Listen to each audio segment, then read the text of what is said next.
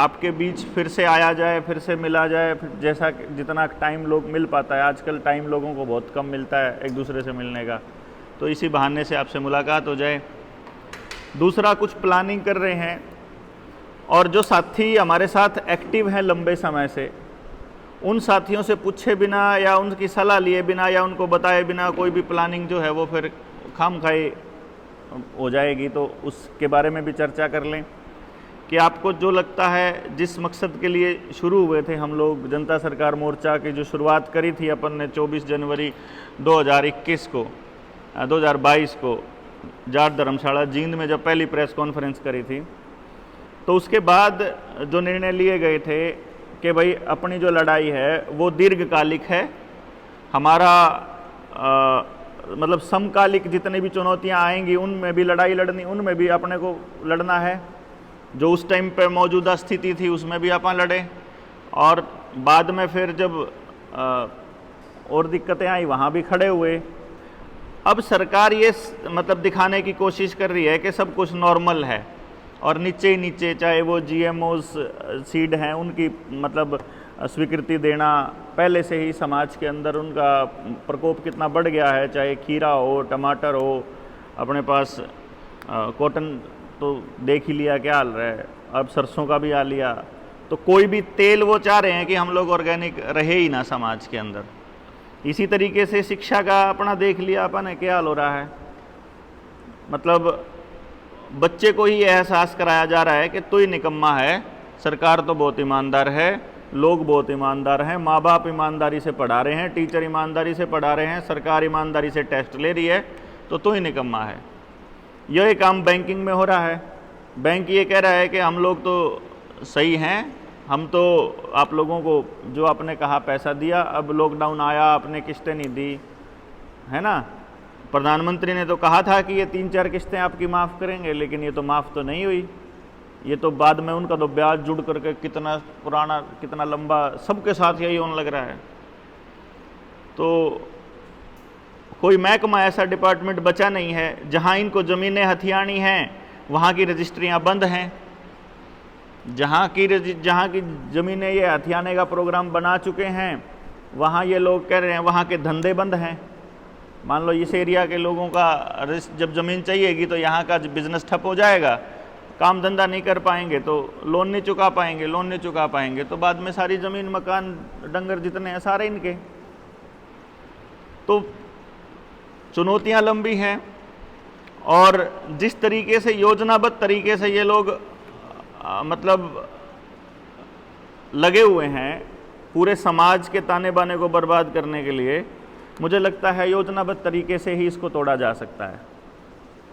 और इसको एक आदमी, एक संगठन, 4 आदमी, 4 संगठन नहीं तोड़ सकते। पूरे के पूरे समाज को खड़ा होना पड़ेगा, और पूरे के पूरे समाज को खड़े होने के लिए हमारे पास कोई ऑप्शन नहीं है उनके बीच जाने के अलावा। उनके बीच में जाना पड़ेगा।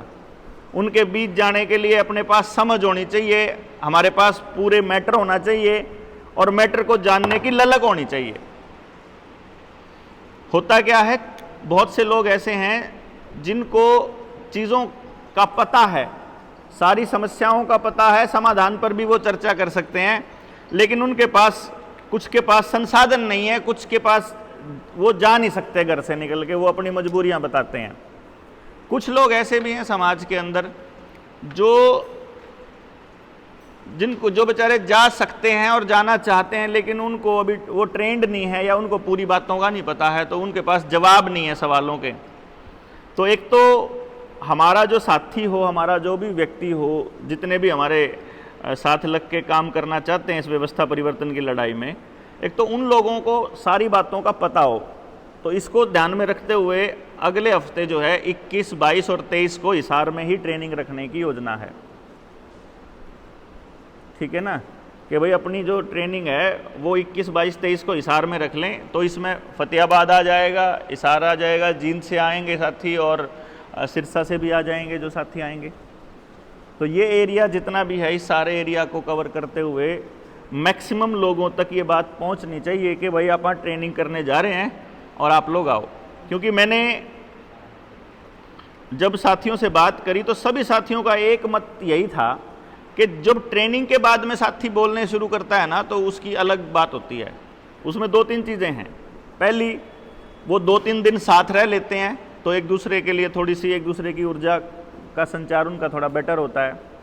दूसरी, वो साथी मतलब उनकी समझ डेवलप होती है चीज़ों के बारे में। सवाल वहाँ खड़े खड़े होते हैं, इतने सालों से वो सुन भी रहे हैं, देख भी रहे हैं, तो और चीज़ों का भी पता लगता है उनको। और फिर ये मालूम पड़ता है कि यार सिर्फ आप नहीं हो और बहुत सारे लोग हैं। तो टोटल 4 ट्रेनिंग अपनी हो चुकी है। 5वीं ट्रेनिंग ये अपनी हिसार में होनी है। और इन 5 ट्रेनिंग के बाद, इसके बाद इमीडिएटली इस ट्रेनिंग के बाद में अगले महीने यानी कि अगस्त में 10 तारीख से लेके 16 तारीख तक हम लोग एक दूसरे लेवल की ट्रेनिंग, जितने 5 ट्रेनिंग्स के साथी होंगे उन सारियों से जो साथी अपने घर से 1 हफ्ते के लिए निकल पाएंगे, वो साथी सारे के सारे कहीं जा कर के एक जगह पर रहेंगे। और फिर इससे नेक्स्ट स्टेप पे हम लोग तैयारी शुरू करेंगे कि इतना समझ लिया, समस्या को समझ लिया, समाधान के विषय में विचार मंथन हो गया, अब इसको प्रैक्टिकली ग्राउंड पे कैसे लेकर के जाएं समाधान को। तो उसके लिए साथियों का वो तैयार होना बड़ा ज़रूरी है। तो वो दूसरे लेवल की ट्रेनिंग है, हो जाएगी इसके बाद में। तीसरा जो बिंदु है वो है कि अभी 16 तारीख की मीटिंग है, आज 13 तारीख है, 14 और 15 का दिन बचा हुआ है। 16 की अपनी स्टेट की मीटिंग है करनाल में। मतलब स्टेट की कहने का मतलब ये था कि हर जिले से मैक्सिमम साथी अगर निकलते हैं घर से, देखो कल को हम लोग बदलाव की दिशा में जब चलेंगे तो मुझे लगता है कि लंबी लड़ाई लड़ने के लिए लंबे समय के लिए घर से निकलना ज़रूरी है। और अभी हम अगर एक दिन के लिए घर से निकलने की थोड़ी आदत डालेंगे, भाई जैसे मान लो आज मैं क्या करने के लिए आया हूँ, मैं आज आप लोगों से बात करने आया। मैं सुबह 5 बजे अगर घर से चला हूँ और यहाँ अभी 12 बजे हैं, तो 7 घंटे ट्रैवलिंग पे लगे। फिर अभी हम फतेहाबाद जाएंगे और फतेहाबाद से फिर हम जाएंगे वापस चंडीगढ़, मान लो अगर मैं निकलता हूँ, या फिर हम करनाल निकलते हैं, तो हमारा लगभग 10 से 12 घंटे का तो रोज़ का ट्रैवल हो गया है। अब ये 10 से 12 घंटे की ट्रैवलिंग की बजाय मैं अगर ये कहूँ कि मैं आपके पास फ़ोन करके बात कह दूँ यही बात, तो हर आदमी के हिस्से में 5 से 10 मिनट भी आएंगी। लेकिन मुझे वो ठीक नहीं लगता, क्योंकि फ़ोनों पे क्रांतियाँ और बदलाव नहीं हुआ करते। तो आपसे आमने सामने ही बात करनी पड़ेगी। अगर फ़ोन पे तो बहुत दुनिया है, बहुत दुनिया, मतलब आप अगर फेसबुक पे जाके देखोगे, यूट्यूब पे जाकर देखोगे ना, तो रोज़ के हज़ारों की संख्याओं में तो लोग मिलेंगे जो हम तुम्हारे साथ हैं, आप आगे बढ़ो, हम आपके साथ हैं। लेकिन जब फ़ोन करें तो उनके पास टाइम नहीं है। और बहुत से लोग तो ऐसे हैं जो वाकई में चलना भी चाहते हैं, लेकिन उनके पास व्यवस्था ही नहीं है। तो वो मिलके उस व्यवस्था के ऊपर भी चर्चा कौन करेगा भाई? जिस आदमी ने हमारे विचार को देखा नहीं, जिस आदमी ने हमको समझा नहीं, जिस आदमी को पता नहीं हम क्या कर रहे हैं, वो आदमी हमारे विचार के लिए कल को लॉन्ग लाइफ सपोर्ट थोड़ी ना दे देगा। हमको अगर कल एक दूसरे की मदद करनी या एक दूसरे से मदद मांगनी है, तो केवल वही लोग हमारी मदद करेंगे जो हमारे विचार को समझते हैं, जो जानते हैं हम लोग क्या कर रहे हैं। और कल को आने वाले टाइम में बहुत सारे प्रश्न खड़े होंगे, उन सब के प्रश्नों को लेकर के भी चलना है। अपने आप को मतलब इस बात के लिए भी तैयार रखना है कि कल जब विपरीत परिस्थितियां आएंगी तो हम क्या करने वाले हैं। 2 बड़ी चीज़ें और हैं जो रह गई हैं, जिनके ऊपर मैं चर्चा करना चाहता हूं। वो है कि नवंबर में हम एक कार्यक्रम करने की योजना कर रहे हैं। अभी तक जो तय हुआ है वो 2nd सैटरडे के हिसाब से हुआ है, और 4था सैटरडे जो है यानी 25-26 के बाद हो सकता है कि 25-26 के बाद इस देश के अंदर दोबारा से एमएसपी के लिए कानून की मतलब गारंटी के लिए कोई बड़ा आंदोलन चालू हो जाए। क्योंकि किसानों के जो दिल्ली में धरना शुरू हुआ था वो नवंबर की 26 तारीख को हुआ था, है ना? समझ रहे ना आप? 2021 में कर लेना। तो अगर मान लो उससे पहले हम लोग अपना मिशन, अपनी बात समाज को दे देते हैं, तो हो सकता है कि किसान भी फिर हमारे साथ आकर के खड़े हो जाएं, क्योंकि हम लोग समाज में वही काम कर रहे हैं जो किसान कर रहे हैं। किसानों के केस में बस एक चीज़ की समस्या है जो पिछले 13 महीने के आंदोलन में रही, वो ये रही कि उनको न्यू वर्ल्ड ऑर्डर समझ में सारा आ गया, उनको इस षड्यंत्र का सारा पता लग गया, क्योंकि जा जा के हमने हर किसान नेता को समझाया था। लेकिन किसान नेताओं के पास पता नहीं तो हिम्मत नहीं थी बोलने की, पता नहीं समझ नहीं थी, पता नहीं स्ट्रैटेजी नहीं थी कि वो इसके ऊपर बोल नहीं पाए। उन्होंने हमको बहुत क्लियरली ये कह दिया कि भाई हम लोग अपनी एमएसपी की गारंटी के कानून और जो 3 कानून वापसी है, इसके अलावा दूसरी डिमांड नहीं मांगे। बस एक डिमांड और थी उनकी, जो पोल्यूशन के नाम पे 1 करोड़ रुपए का जुर्माना था, वो वापस करवाने के बाद में बाकी समाज के किसी अंग की कोई डिमांड वहां से नहीं उठी। और अगर अब की बार भी अगर इतना बड़ा आंदोलन होता है और वो केवल एमएसपी की गारंटी का कानून का होता है, तो मुझे लगता है कि देश के लोगों की, किसानों की ऊर्जा का एक तरह से व्यर्थ ही किया जाएगा। क्योंकि एमएसपी की गारंटी के कानून के बाद भी आपकी खेती नहीं सुधर रही है, किसान की हालत नहीं सुधर रही है, बीज नहीं सुधर रहे हैं, उसको समझाने वाला और सुधारने वाला कोई नहीं है। तो विचार के अंदर बात लेके आनी पड़ेगी, इसके अलावा दूसरा रास्ता समझ में नहीं आता। तो इसलिए नवंबर में एक बड़ा कार्यक्रम करने की योजना है। उस कार्यक्रम जो है वो सरकार को दिखाने के लिए 1 दिवसीय होगा। अब क्योंकि भाई पत्रकार महोदय रिकॉर्ड भी कर रहे हैं, तो उसकी जो अगली जो रूपरेखा होगी वो तो गुप्त होएगी कि हम क्या करने वाले हैं उसमें। लेकिन दुनिया के लिए वो कार्यक्रम वो 1 दिन का होगा, जिसका जो थीम होगा वो बचपन बचाओ होगा। या तो बचपन बचाओ अभियान कर लेंगे, बचपन बचाओ रैली, जो भी होगा वो देख लेंगे। मतलब उसका जो केंद्र होगा वो बच्चे होंगे, क्योंकि अगर बच्चे बच गए तो अगली पीढ़ी बच जाएगी। हमारा जो टारगेट, देखिए इन्होंने किसी टाइम में हमारे बच्चों को रामायण पढ़ाने की बजाय रामायण दिखानी शुरू करी कि रामायण में राम का पात्र क्या था, हनुमान क्या था, जय श्री राम के नारे का मतलब क्या है।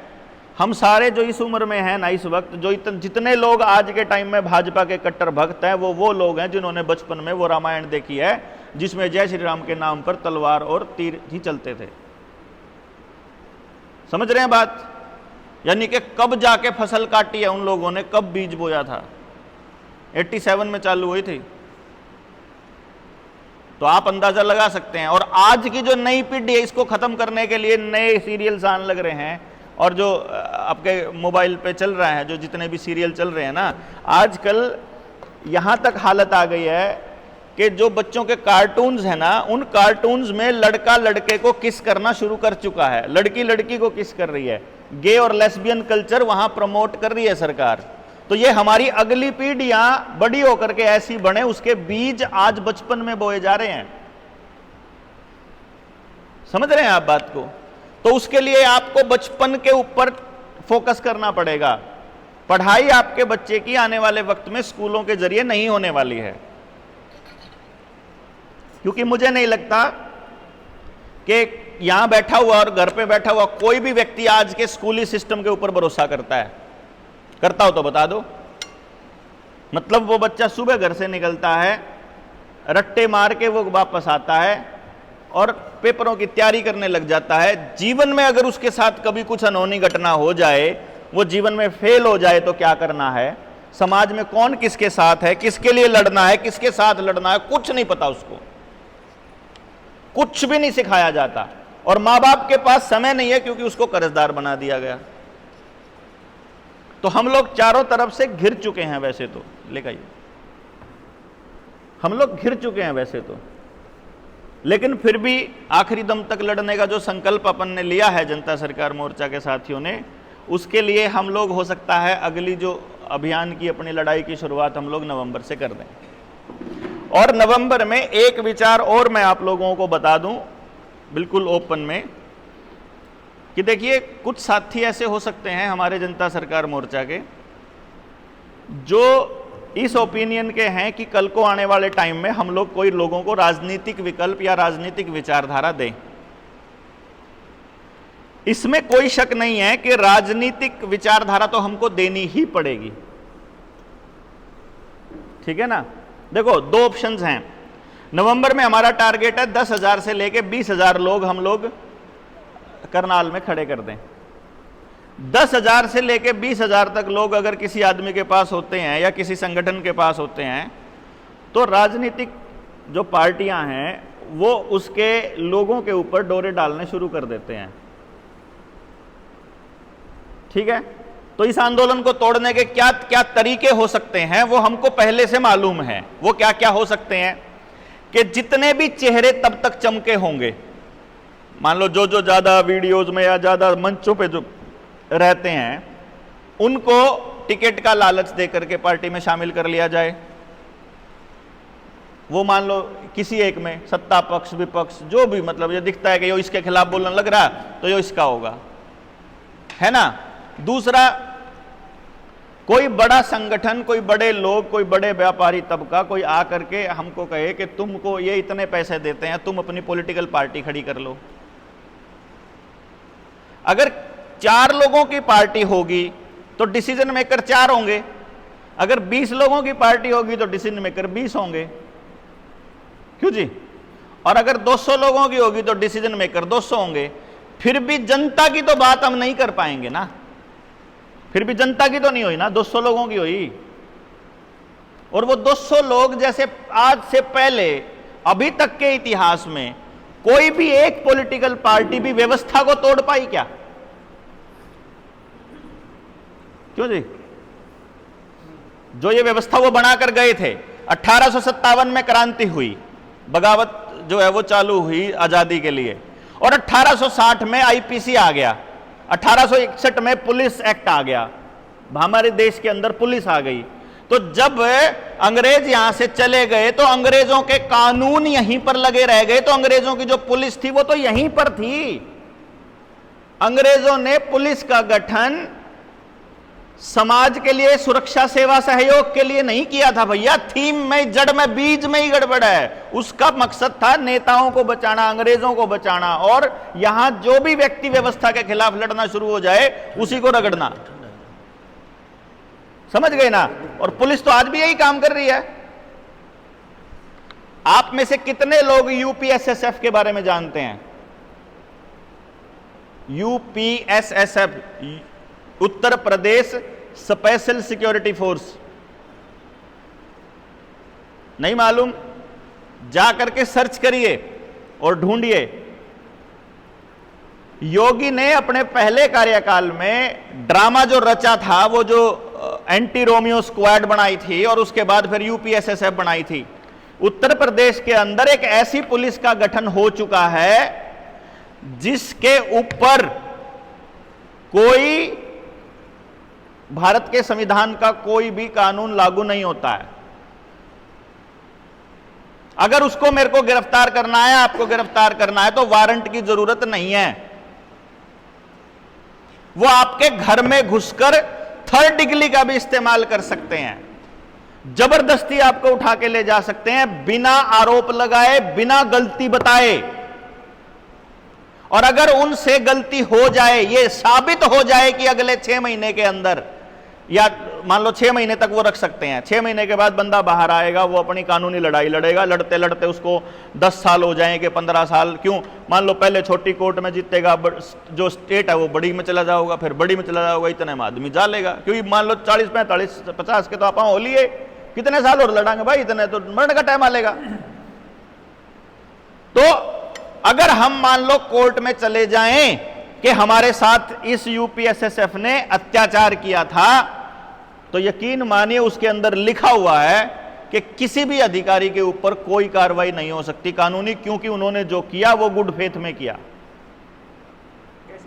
गुड फेथ में, क्योंकि हम देश की भलाई चाहते थे, देश के भले के लिए काम करना चाहते थे, इसलिए हुआ हमारे से, तो इसलिए हुआ, गलती माफ है।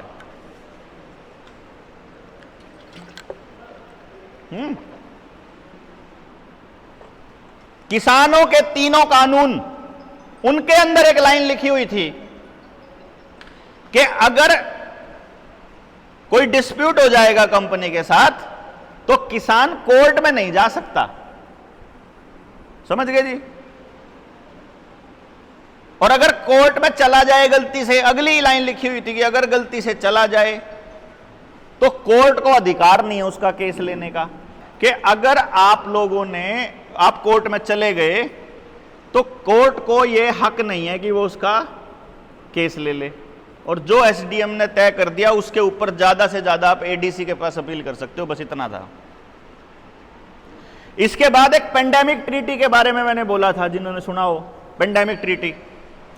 पेंडेमिक ट्रीटी के अंदर यह लिखा हुआ है कि कल को यदि कोई वायरस आता है और सरकार को शक हो जाए कि यह वायरस है तो वो आपके घर में घुसकर आपके घर के सारे सामान को डिसइंफेक्ट कर सकती है। और कानून की शुरुआत में डिसइंफेक्शन का मतलब लिखा हुआ है killing, burning, setting on fire. मतलब अगर उसको ये कह दे कि तेरी फसल में वायरस है तो तेरी खड़ी फसल में आग लाने का उसको अधिकार है। डांगरा में है तो डांगर फूकण का, घर में है तो घर फूकण का, अगर मानस में तो आदमी ने जबरदस्ती लेके जाने का, कोई भी टेस्ट करवाने का, कोई भी इंजेक्शन लगाने का उसमें अधिकार है। और अगर कल को टेस्ट नेगेटिव आ जाए, जो कि पिछली बार हुआ था कि घर है तो जबरदस्ती कैद कर लिया, बाद में पता चला कि नेगेटिव आ गया, ओ नेगेटिव पॉजिटिव भी के था सारन बेरा। लेकिन अगर बाद में नेगेटिव आ जाए और आप कोर्ट में जाने लगो तो किसी भी मेडिकल अफसर या किसी भी पुलिस अधिकारी के ऊपर कोई कार्रवाई नहीं हो सकती। ये पेंडेमिक ट्रीटी में लिखा हुआ है, क्योंकि उन्होंने जो किया था वो गुड फेथ में किया था। मतलब जितने क्रिमिनल होंगे वो जनता के लोग होंगे, सरकार का आदमी क्रिमिनल नहीं हो सकता। वो ये कह रहे हैं कानून सारे। और अगर आप चुपचाप मानने के लिए तैयार हो तो ठीक है, हम तो मानने को तैयार नहीं भाई। तो इसलिए हमने तो सारा देश जगाना पड़ेगा। बहुत सी बातों का हमको भी नहीं मालूम है, हमारे टीम के लोगों को भी नहीं मालूम है। अब कैसे बता दे कोई? 1 घंटे की वीडियो में कैसे बता दे? 4 घंटे की मीटिंग में कैसे बता दे? और मुद्दे भी डिस्कस करने होते हैं, कैसे काम चलेगा? तो बैठना ही पड़ेगा 2-4 दिन, एक बार 5-7 दिन, एक दिन फिर कौन सी कमी रहेगी उसको दूर करके फिर निकलेंगे आप ग्राउंड में। भाई किसी के पास कोई आदमी निकल सकता है घर से बाहर, वो कहता है जी मेरे घर में तो रोटी खाने का भी जुगाड़ को नहीं, अगर मैं रोटी के लिए दिहाड़ी करूंगा तो मैं अपने बालक पाल लूंगा, अगर मैं दिहाड़ी नहीं करूंगा तो मैं बालक, क्योंकि तो तेरे बालका की तो कम से कम अपना आपा समझ ला भाई, तेरे बालका ने भूखा को नहीं मर देंगे, तू चाहे हो चाहे ना हो। इतना तो करेश का आपा जो समाज के लिए लिखड़े हुए लोग हैं उनके लिए, क्यों जी? और ये करना पड़ेगा अपने को। और ये किन के लिए करना है भाई? कई ऐसे भी तो हैं, देखो देश के अंदर बेरोजगारों की कमी नहीं है। जब किसी न्यू कमांगे ना तू देश की भलाई के लिए कर जा, तेरी महीने के इतने 1000 रुपए दे दिया करेंगे, वो बस की बात नहीं भाई। बेरोजगारी दूर करने के लिए अपन नहीं बैठे हैं। हम क्या कह रहे हैं कि जिसके अंदर, जिसके दिल में समाज के लिए सच्ची में दर्द है और वो निकला हुआ, आज से पहले 2 साल निकला हुआ, या उसने 7 साल हो लिकट रहा, 2 साल हो लिकट रहा, 1 साल हो लिकट रहा, 6 महीने निकल रहा, दिखन लाग रहा निकला हुआ पहले से, उनके लिए तो करने में अपन कोई दिक्कत नहीं होनी चाहिए ना, क्यों जी? तो हम सारे मिलकर उनके लिए ऐसा अरेंजमेंट कर सकते हैं। तो इसलिए वो जो विकल्प मैं आपको बता रहा था कि वो आपको विकल्प देंगे। जिस दिन वो सत्ता के लिए ये लोग, मतलब जब खतरा बन जाएंगे, जब ये लगेगा कि इन लोगों के पास हर हल्के के अंदर 2-4 हजार लोग ऐसे हैं जो इनकी बात को सुनते हैं, तो भाई साहब वो उसी दिन आपके इशारों पर काम करना शुरू कर देंगे। इसकी घरवाली नौकरी लुआ दी, इसके छोरे का एडमिशन करा दिया, इसकी छोरी का किते नौकरी लुआ दी, किते ट्रांसफर करवा दिया, मेरे का कुछ और करवा दिया। तो वो आदमी को ऐसे ही रिश्तेदारियां गढ़ते हैं, फिर आप उनके जाल में फंसे फंसे, क्यों जी? यही तंत्र बना रखा है उन लोगों ने, और वो फिर रगड़ देंगे। तो आप अगर डायरेक्टली चुनाव लड़ोगे तो भी वो आपको छोड़ने वाले नहीं है। क्यों? क्योंकि आप इतने घाघ नहीं है उनके जैसे, आप उनके जैसा कमीनापन नहीं दिखा सकते। आप दारू बांटने का कहां से लाओगे? गाड़ी, लोगों को पैसे देने का बेहिसाब कैसे लाओगे? रैलियों के लिए बेहिसाब कैसे लाओगे पैसा? और ले भी आओगे तो व्यवस्था तो उन्हीं की है। जैसे मैंने पुलिस व्यवस्था बताई, ऐसे ही पॉलिटिकल पार्टी वाली व्यवस्था भी उन्हीं की है। हमारे संविधान में कहीं भी पॉलिटिकल पार्टी का कोई जिक्र नहीं है। तो पॉलिटिकल पार्टी वाला व्यवस्था भी उनकी है, और पार्टी तो किसी ना किसी की होगी जी, पार्टी का तो कोई ना कोई मालिक होगा, है ना। तो वो मालिक के लिए काम करेगी ना पार्टी तो। और यदि हम सच में जनता के लिए काम करना चाहते हैं तो फिर जनता से ही आना चाहिए सब कुछ, फिर उसमें हमारा कोई रोल नहीं रह जाता। जितने यहां बैठे कम से कम उनका तो रोल खत्म हो जाना चाहिए, क्यों जी, चाहे कोई भी हो, उसमें हमारा रोल खत्म हो करके अगर वाकई में हम लोग जनता के लिए कुछ करना चाहते हैं, या हम चाहते हैं कि कल को लोग हमारे साथ आए और हम ये कहें कि जनता सरकार मोर्चा का मकसद ये है, तो भाई फिर सब कुछ फिर जनता अगर नहीं चाहती है तो भाई कोई बात नहीं, हम अपनी अपनी सुरक्षा के लिए कर लेंगे, है ना। क्योंकि आप सोचो, अगर आप इनके चुनावी प्रक्रिया में फंसते हो पार्टी पॉलिटिक्स के अंदर, सबसे पहले तो आपका चुनाव से किनारा करना भी खतरनाक, क्योंकि जैसे ही आप चुनाव से किनारा करेंगे क्या होगा, ये आपके साथ फोटो खिंचाए हुए पुराने, भाई तुम्हारा आदमी है, या नए फोटो खिंचा लेंगे, तो टाइम पे पहुंच जाएंगे, वो दिखा देंगे भाई फलाना आदमी मारी गेल है, फिर हम किलकी मारा जाओगे रे कोनी कोनी कोनी, हम कोनी गेला, हम तो वो मिले थे, हम तो ऊंचा पी थी, हम तो एक ब्याह में मिल गए थे, हम तो वो मिल गए थे, फिर हम नहीं करते रहेंगे, हैं। अगर आप करोगे सीधी पॉलिटिक्स तो उसमें आप लाभ किसको दोगे, ये बड़ा सवाल है। अगर निर्णय लेने का हक मिल जाए, मान लो हम 4 लोगों को मिल जाए, कुलदीप को, नरेंद्र भाई को, सुनील भाई को, मेरे को मिल जाए, भाई तुम लोग बांट दो, टिकट बांट दो, 4 किसको बांटोगे, 4 जने, तो ये फिर भाई 90 टिकट है भाई, 20 मेरी, 15 मेरी, 20 मेरी, नहीं बढ़ेगा, नहीं बढ़ेगी भाई। और कोई राह है आपके पास, कोई ऐसा रास्ता है कि समाज में से सच्चे और जेन्युइन लोग निकाल दो, है क्या? वो तो अभी निकले हुए हैं, इनको तो स्वार्थ भी नहीं, जितने लिख रहे तो, है कि नहीं। ये इस तरीके से लड़ नहीं सकते, और अच्छे लोग निकालोगे तो वो भी लड़। तो फिर इसका मतलब क्या है कि इतनी सारी पार्टियों की खिलाफत में आप कैसे इतना बड़ा तंत्र खड़ा करोगे, क्योंकि आपको पॉलिटिकल पार्टियां बहुत बड़ी नजर आती होंगी, लेकिन है नहीं असलियत में। मैंने बहुत गहराई से अंदर जाके देखा है, एक पॉलिटिकल पार्टी के पास एक गांव में ज्यादा से ज्यादा 4 लोग होते हैं, वो भी जाति के हिसाब से।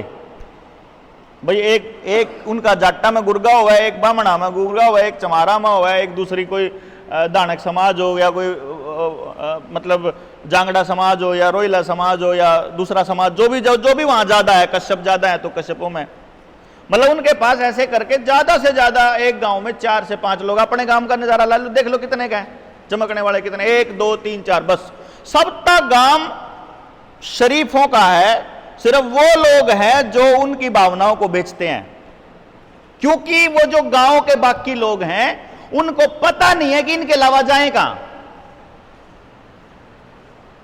सबसे बड़ी प्रॉब्लम यह है, सिर्फ आपने और हमने मिलकर एक ऐसा रास्ता निकालना है कि उन लोगों को यह दिखाना है कि इनके अलावा भी ऑप्शन है, और इससे अच्छा ऑप्शन है। अगर मान लो गांव के लोगों को केवल इतना यकीन दिला दिया जाए कि एमएलए थारे कहे तो बाहर नहीं जाएगा, और एमएलए तुम्हारे बीच का होगा और तुम्हारा भेजा हुआ होगा, फिर तो नहीं वो आपसे बाहर भाग सकते। भाई अगर एमएलए पॉलिटिकल पार्टी का होगा तो वो पार्टी के लिए काम करेगा। एमएलए किसी नेता का होगा, मान लो वो अभी क्या हुआ, अभी फॉर एग्जांपल लोगों ने इस बात को देखा, 2014 में मोदी जी ने वोट मांगी पूरे देश से कि ये मत देखो तुम्हारा लोकल कैंडिडेट कौन है, मेरे को दे दो वोट, ऐसा बोला उसने, लोगों ने दे भी दी। अब आप उस कैंडिडेट, उस नेता के पास जाओ काम करवाने के लिए, तो मेरे करनाल के एमपी जो कि अश्विनी चोपड़ा था पहले वाला, 1 मिनट से पहले बोल देता था मोदी तो वोट दी थी, उस तो जाकर करा लो, मेरे तक कौन सा दी थी, क्योंकि आपने उसको दी नहीं, तो वो आपके लिए क्यों करेगा काम। अब अगर आपने उसको दी हो वोट, आपने उसके लिए कुछ काम किया हो और गांव ने किया हो, तो वो गांव से बाहर नहीं जा सकता। तो इसलिए अपने को लोगों को वो रास्ता देना पड़ेगा, क्या कहते हैं,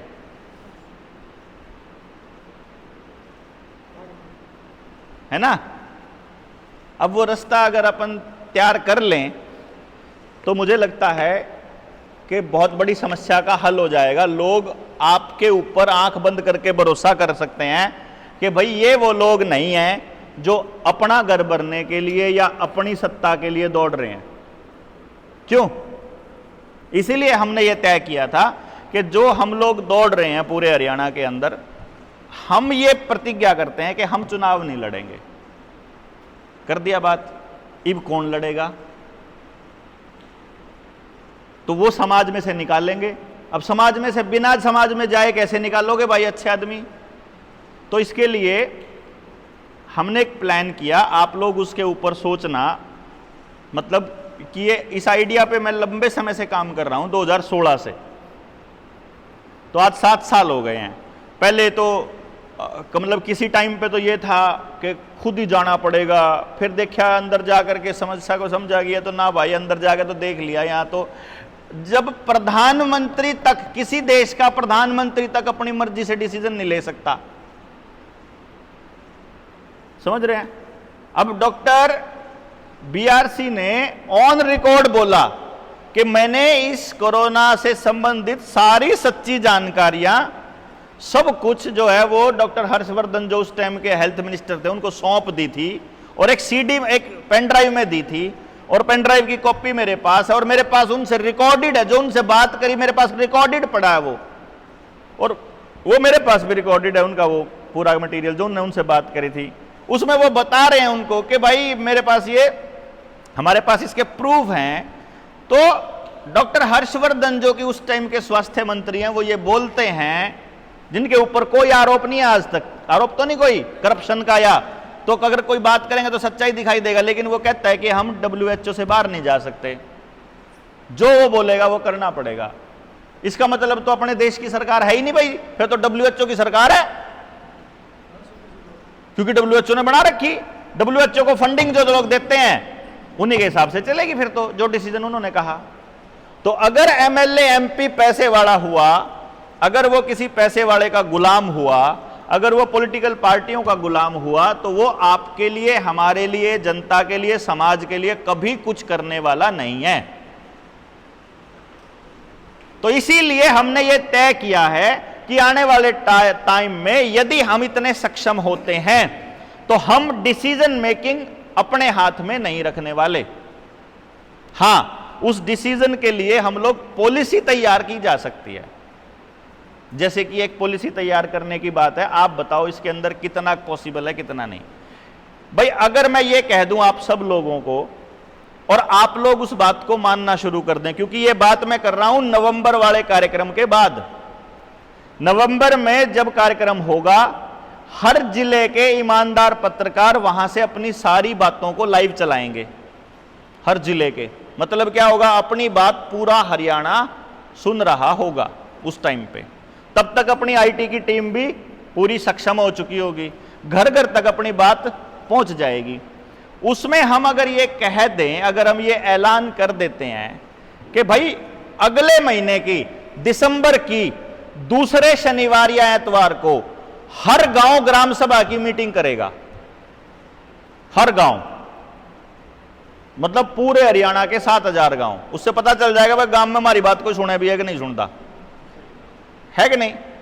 और उस दिन वो हम 10,000 लोग सामने बैठे होंगे, क्योंकि अगर मान लो हम अगले महीने प्रचार करना शुरू करते हैं नवंबर तक उस कार्यक्रम का, तो अगस्त, सितंबर, अक्टूबर और फिर नवंबर, हमारे पास 3 महीने डेड पूरे प्रचार के मिल जाएंगे अपने को, है ना। तो लोग सोचने भी लगेंगे कि उस दिन वो लोग क्या कहेंगे, जनता सरकार मोर्चा वाले। और उस दिन हम ये कह देते हैं अगर कि भाई अगले महीने हर गांव जो है वो ग्राम सभा की मीटिंग करेगा। उस मीटिंग के अंदर एक तय होगा कि अगले 1 हफ्ते के अंदर पूरे गांव से 5 MLA छांट करके हमको देने हैं, 5 MLA। इसमें 1 SC, 1 OBC, 1 महिला और 2 जर्नल, क्योंकि इन्होंने नहीं पता ना उसमें परिसीमन में कौन सा आ जाए वो हल्का। तो गांव गेला 5 आदमी दे दो मन है, और वो 5 वो देने हैं जिसने किसी भाईचारे में किसी का रुपया ना खाया हो, बैंक का खा रखा हो तो कति पहले नंबर पर ले आएंगे उसने, क्योंकि बैंक तो फ्रॉड कर रहे हैं देश के साथ, भाईचारे में नहीं किसी का गड़बड़ कर लेन देन, भाई लेकर देनदा ना हो, ऐसा ना हो। दूसरे नंबर पे किसी की बहू बेटी के ऊपर कोई गलत नजर का या किसी टाइप के शोषण का कोई पुराना आरोप उनके पूरे खानदान में नहीं होना चाहिए। मतलब खानदान नहीं, आदमी मिल जाएंगे 5 तो अको नहीं मिले भाई। मैं तो सिर्फ 5 की बात कर रहा हूं। हमने कहना अपने गांव के 5 एमएलए दे दो, हम नहीं मांगते मारे एमएलए, हमने नहीं पता कौन है गांव में, हमने पता ही नहीं इस देश में कौन बड़ी आदमी है, तो गांव राम डिसाइड करके 5 बड़ी आदमी दे दो ना, मारता है भाई मेरे यहाँ 5 एमएलए हैं, मेरी तरफ से 5 एमएलए ये हैं। अब वो 5 एमएलए अगर आ जाएं और अगर हम एक हल्के के 60 गांव मान के चले तो 300 गांव हो गए हमारे पास, 300 एमएलए हो गए, सॉरी। एक हल्के में कितने एमएलए? तो एक जय कोई सरकार का, मौजूदा सरकार का कोई आदमी न्यू का है, इसने नहीं बनाओगे तो किसने बनाओगे, क्या विकल्प है? नको तेरे फूफा पे 300 विकल्प हैं, 300 विकल्प हो गए मार पे, ठीक। अब इन 300 विकल्पों को, 300 एमएलए को, मैं इनको एमएलए ही मान रहा हूं, जब गांव ने कह दिया एमएलए तो अपना एमएलए, बात खत्म, ठीक। 300 एमएलए अगर मैं उन लोगों को पूरा षड्यंत्र समझाऊं, पूरा यूनाइटेड नेशन का स्ट्रक्चर समझाऊं, पूरा बीमारियों का खेल समझाऊं, पूरा मेडिकल माफिया का समझाऊं, मतलब समझाऊं, मतलब गांव समझाऊं, मैं तो बोल रहा हूं इसलिए बोल रहा हूं, समझे ना बात। मतलब हम जनता सरकार मोर्चा वाले साथी उस आदमी की पूरी ट्रेनिंग करें कि एमएलए बनेगा तो बनने के बाद तेरे पास क्या क्या अधिकार आएंगे, तेरे पास साल में कितना फंड आएगा, तू कितना फंड खर्च कर सकता है, कौन सी गली से तेरा अधिकार स्टार्ट होगा, कौन सी गली पे तेरा अधिकार खत्म होगा, और तू किस लेवल पे जा सकता है, तो ये बता तू 5 साल में क्या करेगा। पहले आज तक कभी भी भारत के इतिहास में किसी भी व्यक्ति को ट्रेंड करके अंदर नहीं भेजा गया। आईएएस बनाना तो ट्रेंड करके बनाओ, एचसीएस ट्रेनिंग दो, मास्टर लाना है तो 2 साल की ट्रेनिंग लाओ, और जिसके जिम्मे सारी पॉलिसी मेकिंग है उसकी कोई ट्रेनिंग नहीं, कोई नहीं पूछ रहा है। छोटे छोटे काम करने खातर, मतलब नर्सा की भी ट्रेनिंग हो, आशा वर्करा की भी ट्रेनिंग हो, आंगनबाड़ी वर्करा की भी ट्रेनिंग हो, ड्राइवरा की भी ट्रेनिंग हो बकायदा। मतलब कौन है जिसकी ट्रेनिंग ना होती, और जो सबके ऊपर बैठा जो पॉलिसी बनाने लग रहा है उसका कुछ भी नहीं पूछता उसने कोई भी। तो हम लोग उन 300 लोगों की ट्रेनिंग करेंगे कि पूरे षड्यंत्र और उस षड्यंत्र से पार पाने का तरीका तेरे को जाने से पहले बताने लग रहे 300 के 300 लोगों को। क्यों जी? पॉसिबल है, यो भी ट्रेनिंग देना भी पॉसिबल है, 5 आदमी आना भी पॉसिबल है। अरे 1 महीने की ट्रेनिंग के बाद, महीने की होगी, 2 महीने की सिलेबस तैयार होगा, पूरा संविधान भी पढ़ावांगे, पूरा आईपीसी भी पढ़ावांगे, रुपये का खेल भी समझावांगे, पूरा खेल समझा देंगे। पूरा खेल समझाने के बाद अगर मान लो, आप सोचो कि अगर इन 300 के 300 बड़का का हम टेस्ट ले लिया और उसमें जो पहले नंबर पर हुआ है उसने एमएलए बना दा, क्या नुकसान है भाई? जो पहले नंबर पर हुआ है उसने टिकट देंगे, कोई हो तू आ जा, जिसका जी करता हो आ जाओ। क्यों जी? हमने नहीं जरूरत है, आप लोग आ जाओ। अब हमारे पास इसके प्लस पॉइंट क्या क्या है? पहली बात, ये कैंडिडेट को किसी के भी जाकर के किसी के लिए किसी का हाजिरी लाने की जरूरत नहीं इस कैंडिडेट ने। क्यों जी? नंबर 2, इस कैंडिडेट ने अपने घर तक गाड़ी काटने की जरूरत नहीं, घर तक रुपया लाने की जरूरत नहीं, सारा पैसा सारा रुपया समाज ला होगा, गांव का बालक था ना। तीसरे नंबर पे, आज अगर कोई एमएलए गलती कर देता है तो उसके खिलाफ बोलने वाला एक आवाज नहीं आती पूरे के पूरे हल्के में। यहां हमने 299 आदमी तैयार कर दिए जिनने सारा बेरा कि या लाइन इसने गलत चल ली या तो तय हो ये कौन थी ट्रेनिंग में। और आप छोटी मोटी बात मान रहे हैं मेरे दोस्तों, आज किसी पॉलिटिकल पार्टी के पास एक गांव में 5 आदमी को नहीं, तो मतलब हम सबसे बड़ा संगठन होंगे बिना संगठित होए कि गांव अपनी ताकत अपने पास रखे। गांव को ताकत देने की लड़ाई है ना अपनी लड़ाई ताकत को अपने पास ले आने की तो है ही नहीं ना। क्यों जी? हमारी लड़ाई क्या है कि जो पावर है वो गांव के पास रहे। और उसका एकमात्र तरीका यह है कि पावर में बैठे हुए लोग गांव से ही निकल के आए, वो ऊपर से ना आए, वो चंडीगढ़ से दिल्ली से ना आए, उसका यही तरीका है बस। अब इस व्यक्ति को, जिस व्यक्ति की पूरी ट्रेनिंग हो चुकी है, और मैं एक बार और बताऊं अपने ताकत के अंदाजे का, जो जनता सरकार मोर्चा के साथी बढ़ेंगे वो तो बढ़ेंगे ही, साथ के साथ इमीडिएटली एक कॉल पे हर गांव से 5 का मतलब अगर 7,000 गांव हैं तो इमीडिएटली 35,000 लोग आपके विचार के उसी टाइम खड़े हो गए। समझे ना? और ये छोटी ताकत नहीं होती। सरकारें इसको दमन करने के लिए किसी भी लेवल तक जाएंगी। इन्हें 2-4 आदमी खपाने पड़े तो खपा देंगे हैं।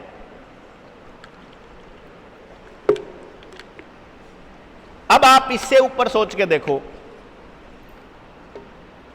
कि जब हम मुक्ति की बात कर रहे हैं तो मुक्ति का तो यो रास्ता यो आदमी देगा ना। अगर इस एमएलए को बोल दिया जाए कि भाई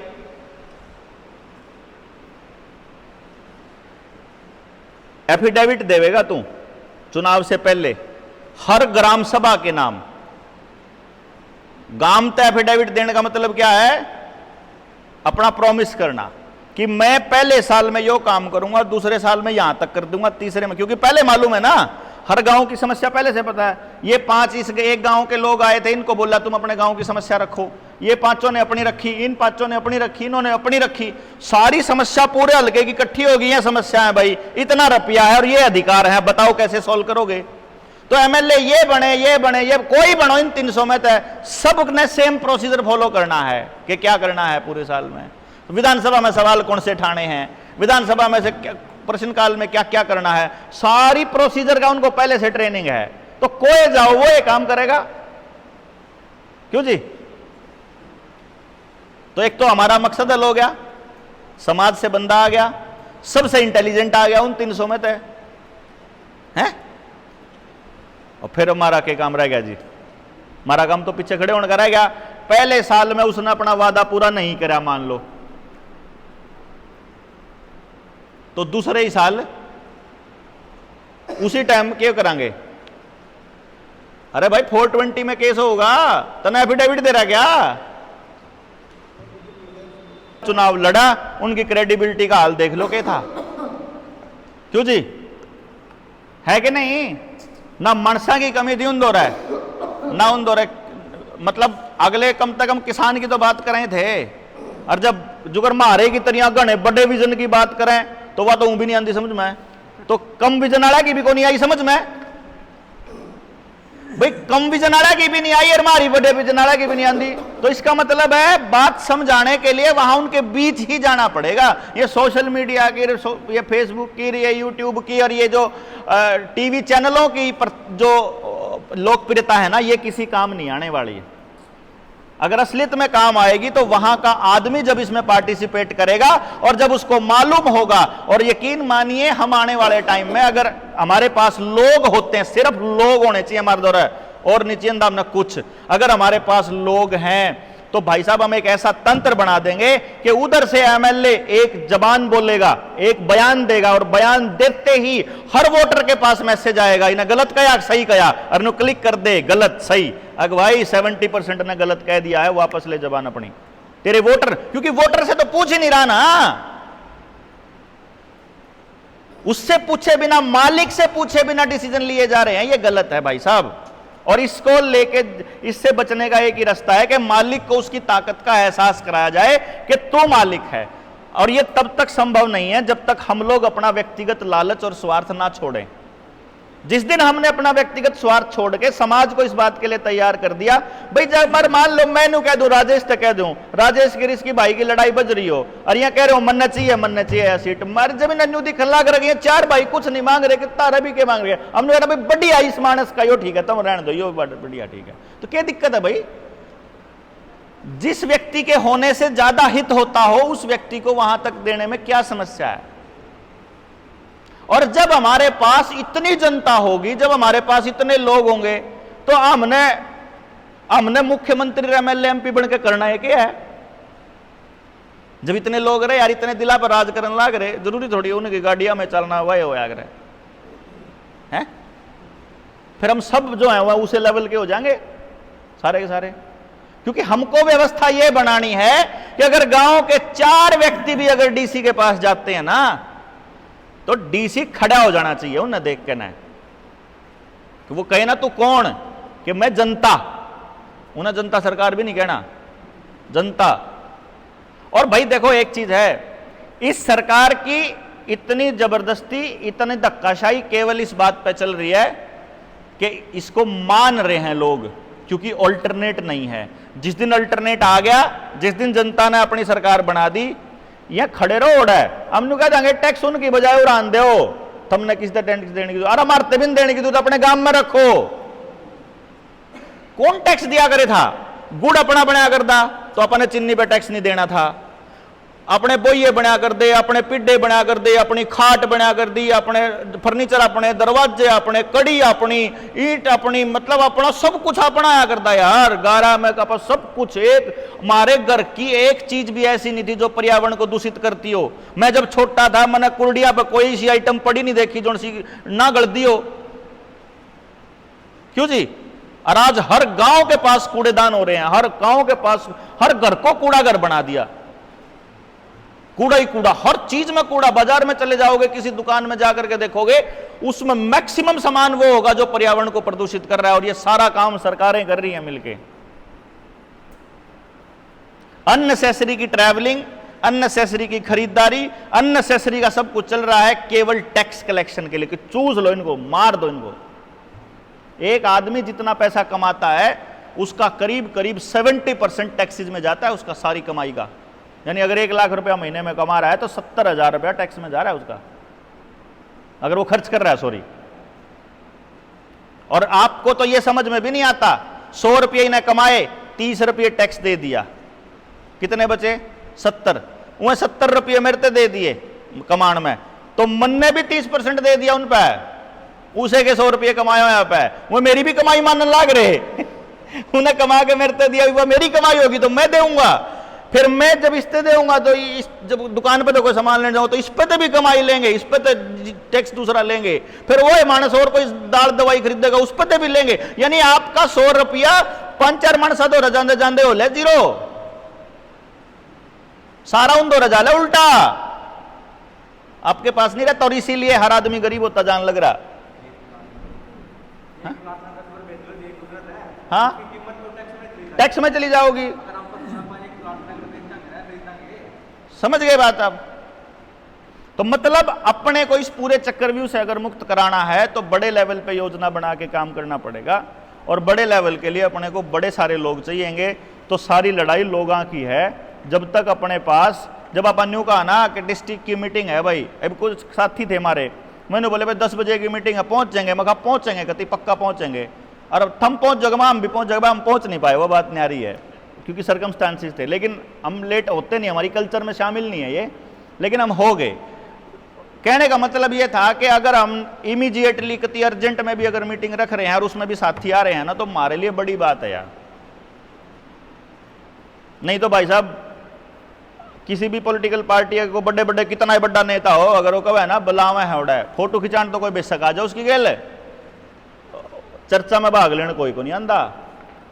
चाहे गाड़ी में फ्री में दारू का पौआ या फिर मतलब खाना का दे रखा हो या दिहाड़ी दे रखी हो तो बात नहीं आ रही है, नहीं तो कोई नहीं आंदा। तो चिंतनशील लोगों को एक साथ रखना बहुत बड़ी महाभारत है, इस बात को हम समझते हैं। इसीलिए इस चर्चा को थोड़ा बड़ा करने के उद्देश्य से कि लगातार हम लोग चर्चा में एक दूसरे के साथ चर्चा करते रहें, ये बहुत जरूरी है। तो हम ये आपके सामने प्रस्ताव रख रहे हैं कि भाई साहब आने वाले वक्त में चर्चाओं में भाग लेना बहुत जरूरी है। हो सकता है कि एक चर्चा से निकले कुछ ना, लेकिन ये भी हो सकता है कि पता नहीं कितनी ऊर्जा मिल जाए अपने को। तो एक तो 16 तारीख की मीटिंग के लिए अपना इनविटेशन है ना, और एक फिर नवंबर के लिए तैयारियां करनी है, और फिर अगले महीने 10 से 16। अब जब स्टेट वाली मीटिंग है, मान लो इसमें आप इस तरीके का अरेंजमेंट करो कि आपके पास साधन नहीं है तो आप पूल कर लो एक दूसरे के साथ, ग्रुप में और साथी भी बहुत हैं, आप उनको मना लो। और अगर आप पूल नहीं कर सकते आपके पास अपनी गाड़ी है और आप अकेले जा रहे हो तो आप 5 आदमियों ने बिठा के ले जाओ, इनकी बजाय और ने बिठा के ले जाओ। और जिनके पास नहीं है वहां अपना दूसरा साथी टोलो को जिस पर गाड़ी है उन्हें कह दो ना तू गाड़ी ले चल यार। हैं, मेरा कहने का मतलब यह है कि हम जितने ज्यादा साथी खड़े होंगे अगले टाइम गांव में जाने के लिए ऊर्जा उतने ही ज्यादा। हालांकि सारे साथी नहीं जाते गांव में कभी भी, जैसे आज जितने साथी यहां पहुंचे हैं ये सारे के सारे नहीं करेंगे कल को जाकर के गांव में जागरण, लेकिन उनको इतना भरोसा रहेगा कि अगर मेरे को कुछ हो जाए तो मेरे और साथी बहुत हैं। उसके लिए अपने को सिर दिखाने की भी जरूरत पड़तेगी उनको, एक दूसरे साथियों को, है ना। तो करने वाले तो जो साथी होंगे उनको हम सपोर्ट करते रहेंगे, और जो दिखाने वाले जो साथी हैं, अगर जिस टाइम पे ये दिखाना पड़ता है कि हमारे साथ बहुत सारे साथी हैं, उस टाइम पे अपन ने फिर मानस दिखाने भी पड़े। उस टाइम भाई तू चिंता ना करे, तेरी गेल इतने मानस हैं, इतना इतना हौसला बतेरा हुआ है, फिर वो किसी हो गल बिड़ जाया करे मानस। अरे एक बार हम तो बाट देख रहे, एक बार सरकार बिड़न का मौका तो दे। मतलब देखो मैं तो सही बता रहा हूं, मैं तो बाट देख रहा भाई हम पहले हम तो कुछ कंधे नहीं सरकार तय। जो जायज बात है वह जायज है, कुछ बातें हैं अब जो तरह मान लो टोल टैक्स के ऊपर जाते हैं, अब वो ये कहता है कि तेरा फास्टैग अगर नहीं है तो डबल ले रहे हैं। कैसे ले रहे हैं? देशद्रोह है तो भाई साहब, खड़ा देशद्रोह सरेआम कि मेरा 100 रुपया उसी टाइम 50 बन जाता है। देश की करेंसी की कीमत आधी कर देना मतलब ये फ्रॉजरी है, प्योर फ्रॉड है ये। तो टोल टैक्स के ऊपर ही गेहूं लग रहा है, तो हम तो लड़ा हाँ खूब, वो तो गलती मार पया हुआ है कि मैं छोड़ ही दे, मैं फिर बाद में नु कहते फिर चल कोई बात नहीं तू पूरे पूरे दे दे, हमारी लड़ाई होएगा हम तो देवा क्यों, पहले हम रोड के नाम के लिए हो ना, रोड तो दे दो भाई। मैं 43 साल का हो लिया दोस्तों, और आप में तो मेरे तब बड़े बुजुर्ग भी हैं, साथी भी हैं, ज्यादा के भी हैं, 50 के भी हो रहे होंगे। आज तक आपने अपने जीवन में कोई एक रोड देखा जिसके ऊपर न्यू कह सकते 100% बन रहा भाई? मन तो देखा नहीं, आपने भी नहीं देखा। आपकी कितनी उम्र होली? 67 होली जी। 67 साल में इनने नहीं देखा, और 43 साल में मन ने नहीं आज तक कोई रोड देखा। और भाई पैदा होने दे देखे हैं कंस्ट्रक्शन चल रही है रोड पर, आज तक कंस्ट्रक्शन चल रही है, लेकिन टैक्स पहले दिन तक देने लग रहे हैं, है ना। अच्छा, बीच में एक बात बोलूँगा, अंग्रेजों के बनाए हुए पुल और रेलवे स्टेशन बहुत सी चीजें ऐसी है, हाँ वही है, तो अभी तक खड़ी है यूपी में। हाँ, और जब से सिविल इंजीनियरिंग आई तब से पुल टूटने लगे।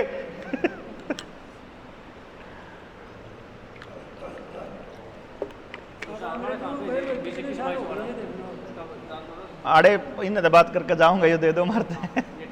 हाँ ये जगह ले लेंगे, बढ़िया जगह है यार। तो जी एक तो 21, 22, 23 जो है अगला हफ्ता, मतलब शुक्रवार, शनिवार और एतवार, ये 3 दिन।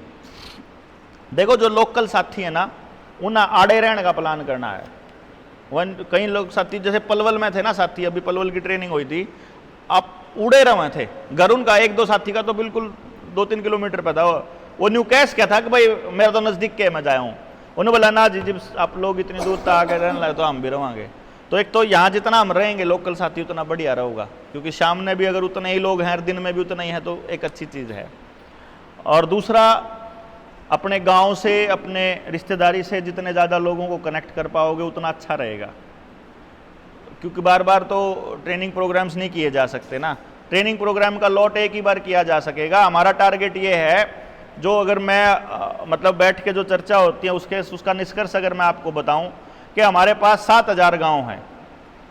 हमारा टारगेट ये है कि पहली जो लेयर है हमारी, पहला जो स्ट्रक्चर है, उसमें हमारे पास कम से कम 700 साथी ट्रेंड होने चाहिए कि इस गांव में जरूरत पड़ेगी तो कोई बोलने वाले व्यक्ति की, तो 10 गांव का एक आदमी हो बस, तो वो जाके अपने गांव में तो कद्दे हो जाके समझाया हुआ है। और फिर आखिरी टारगेट अपना यो है कि आप उसी दिन अपनी सरकार डिक्लेयर कर देंगे जिस दिन हर गांव में हमारे 11 आदमी की कमेटी बनेगी। फिर डीसी मारता पूछे बिना नहीं बढ़ सकता, फिर कोई इंजेक्शन मारता पूछे बिना नहीं बढ़ सकता, कोई लॉकडाउन, कोई आधार की कंपल्सन, कोई पानी के बिल, कोई बिजली के बिल, फिर वो हमारी मर्जी के बिना नहीं हो सकते, उस 11 आदमी की कमेटी के बिना। फलाना काम चाहे है तो कर लो, फलाना काम नहीं। ट्रेंड 11 लोग टारगेट है अपना। हर गांव के पास अपनी सरकार होनी चाहिए। इन्होंने पंचायत को तो मतलब पावरलेस भी कर दिया और पंचायत को इन्होंने बदनाम भी कर दिया। अब सरपंच और पंचायत के ऊपर लोग भरोसा नहीं करते। तो अब तो एक, क्योंकि ये काम क्या करे, उन्होंने पैसे के साथ जोड़ दी हर चीज को। पहले पंचायती आदमी जो था ना, वो कभी भी किसी से पैसा नहीं लेता था, पैसा इन्वॉल्व नहीं था न्याय के अंदर, तो न्याय होता था। अब पैसा इन्वॉल्व है, वकील का न्यारा, पुलिस का न्यारा, जज का न्यारा, तो अब न्याय नहीं होता, फैसले होते हैं। ठीक है, पहले वैद्य जी जो थे उनको पैसा नहीं कमाना था, इसलिए वो आपको बता देते थे भाई फलाना मौसम आ गया, ये बरसात का मौसम आ लिया, ये तेल का सामान खाया करो, तेल की मालिश करा करो, तेल जो है बहुत बढ़िया चीज है, ये सूखा नहीं रहना चाहिए शरीर, तो ये बता देगा वैद्य जी। जैसे ही ये खत्म होगा जी वे बता देंगे वैद्य जी भाई खीर का टाइम आ लिया है, कनागत आ गए हैं, एक महीना खीर खाओ नहीं तो प्लेटलेट डाउन नहीं जाओगे।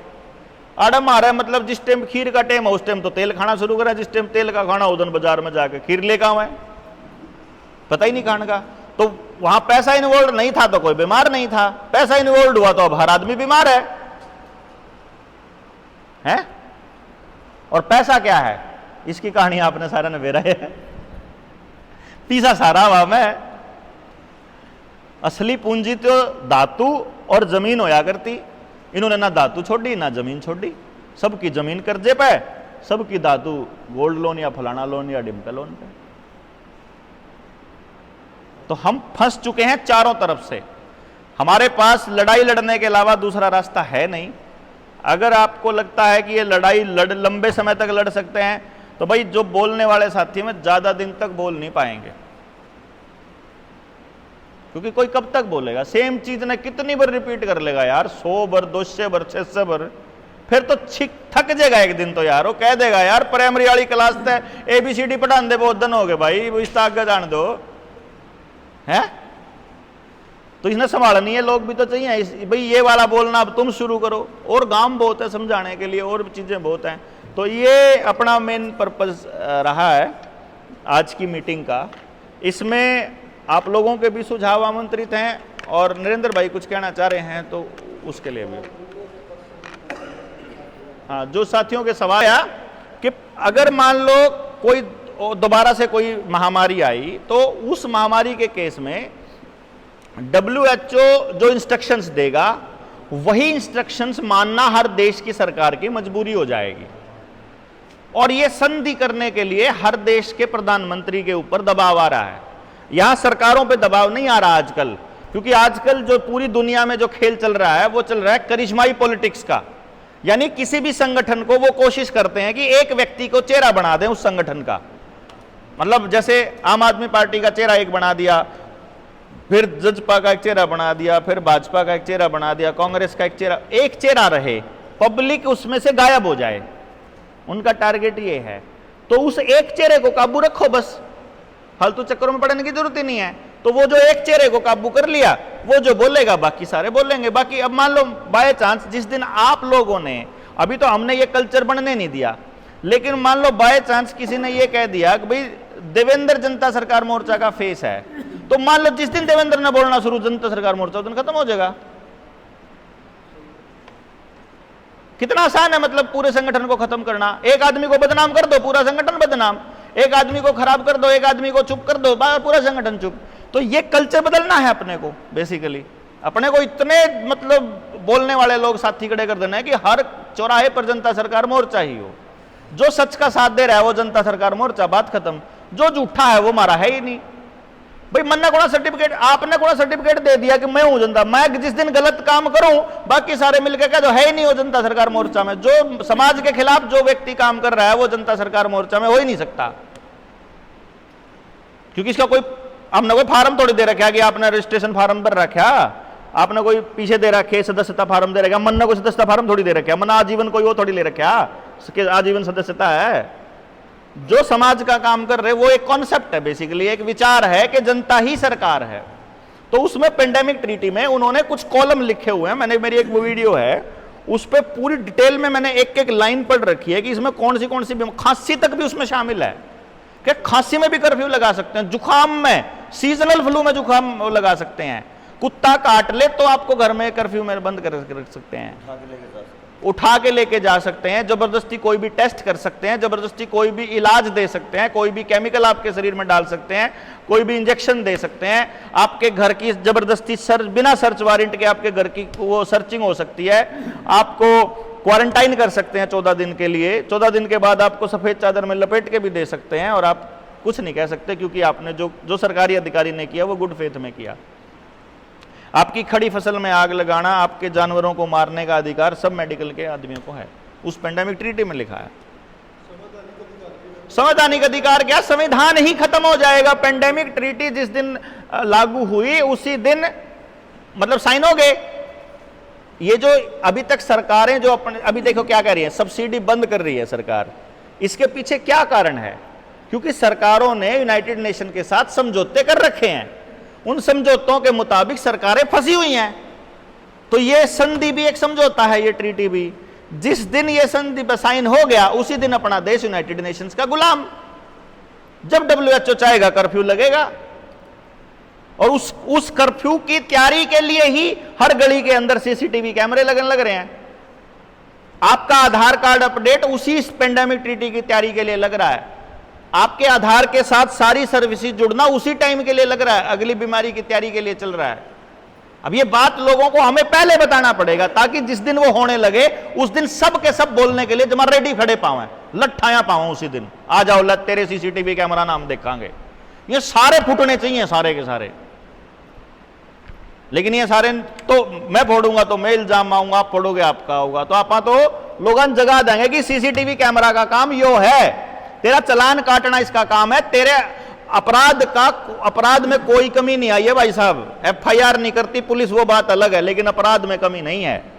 गरीबी बुरी तरह से बढ़ती जान लग रही है, कर्जा बढ़ता जान लग रहा है, लोगों के रिश्ते आपस में टूटते जान लग रहे हैं, लोग डिप्रेशन में जान लग रहे हैं, लोग बीमार ज्यादा होते जान लग रहे हैं, किसान की जमीन खत्म होती जान लग रही है, उसके खर्चे बढ़ रहे हैं, उसकी कमाई खत्म हो रही है। ऑटो रिक्शा वालों से पूछो, उनसे पूछो, आप ट्रांसपोर्ट वालों से पूछोगे वो कर्जदार बैठे हैं, आप दुकानदारों से पूछोगे उनका ये हाल है, वो कह देंगे ऑनलाइन वाला ने खराब कर दिए।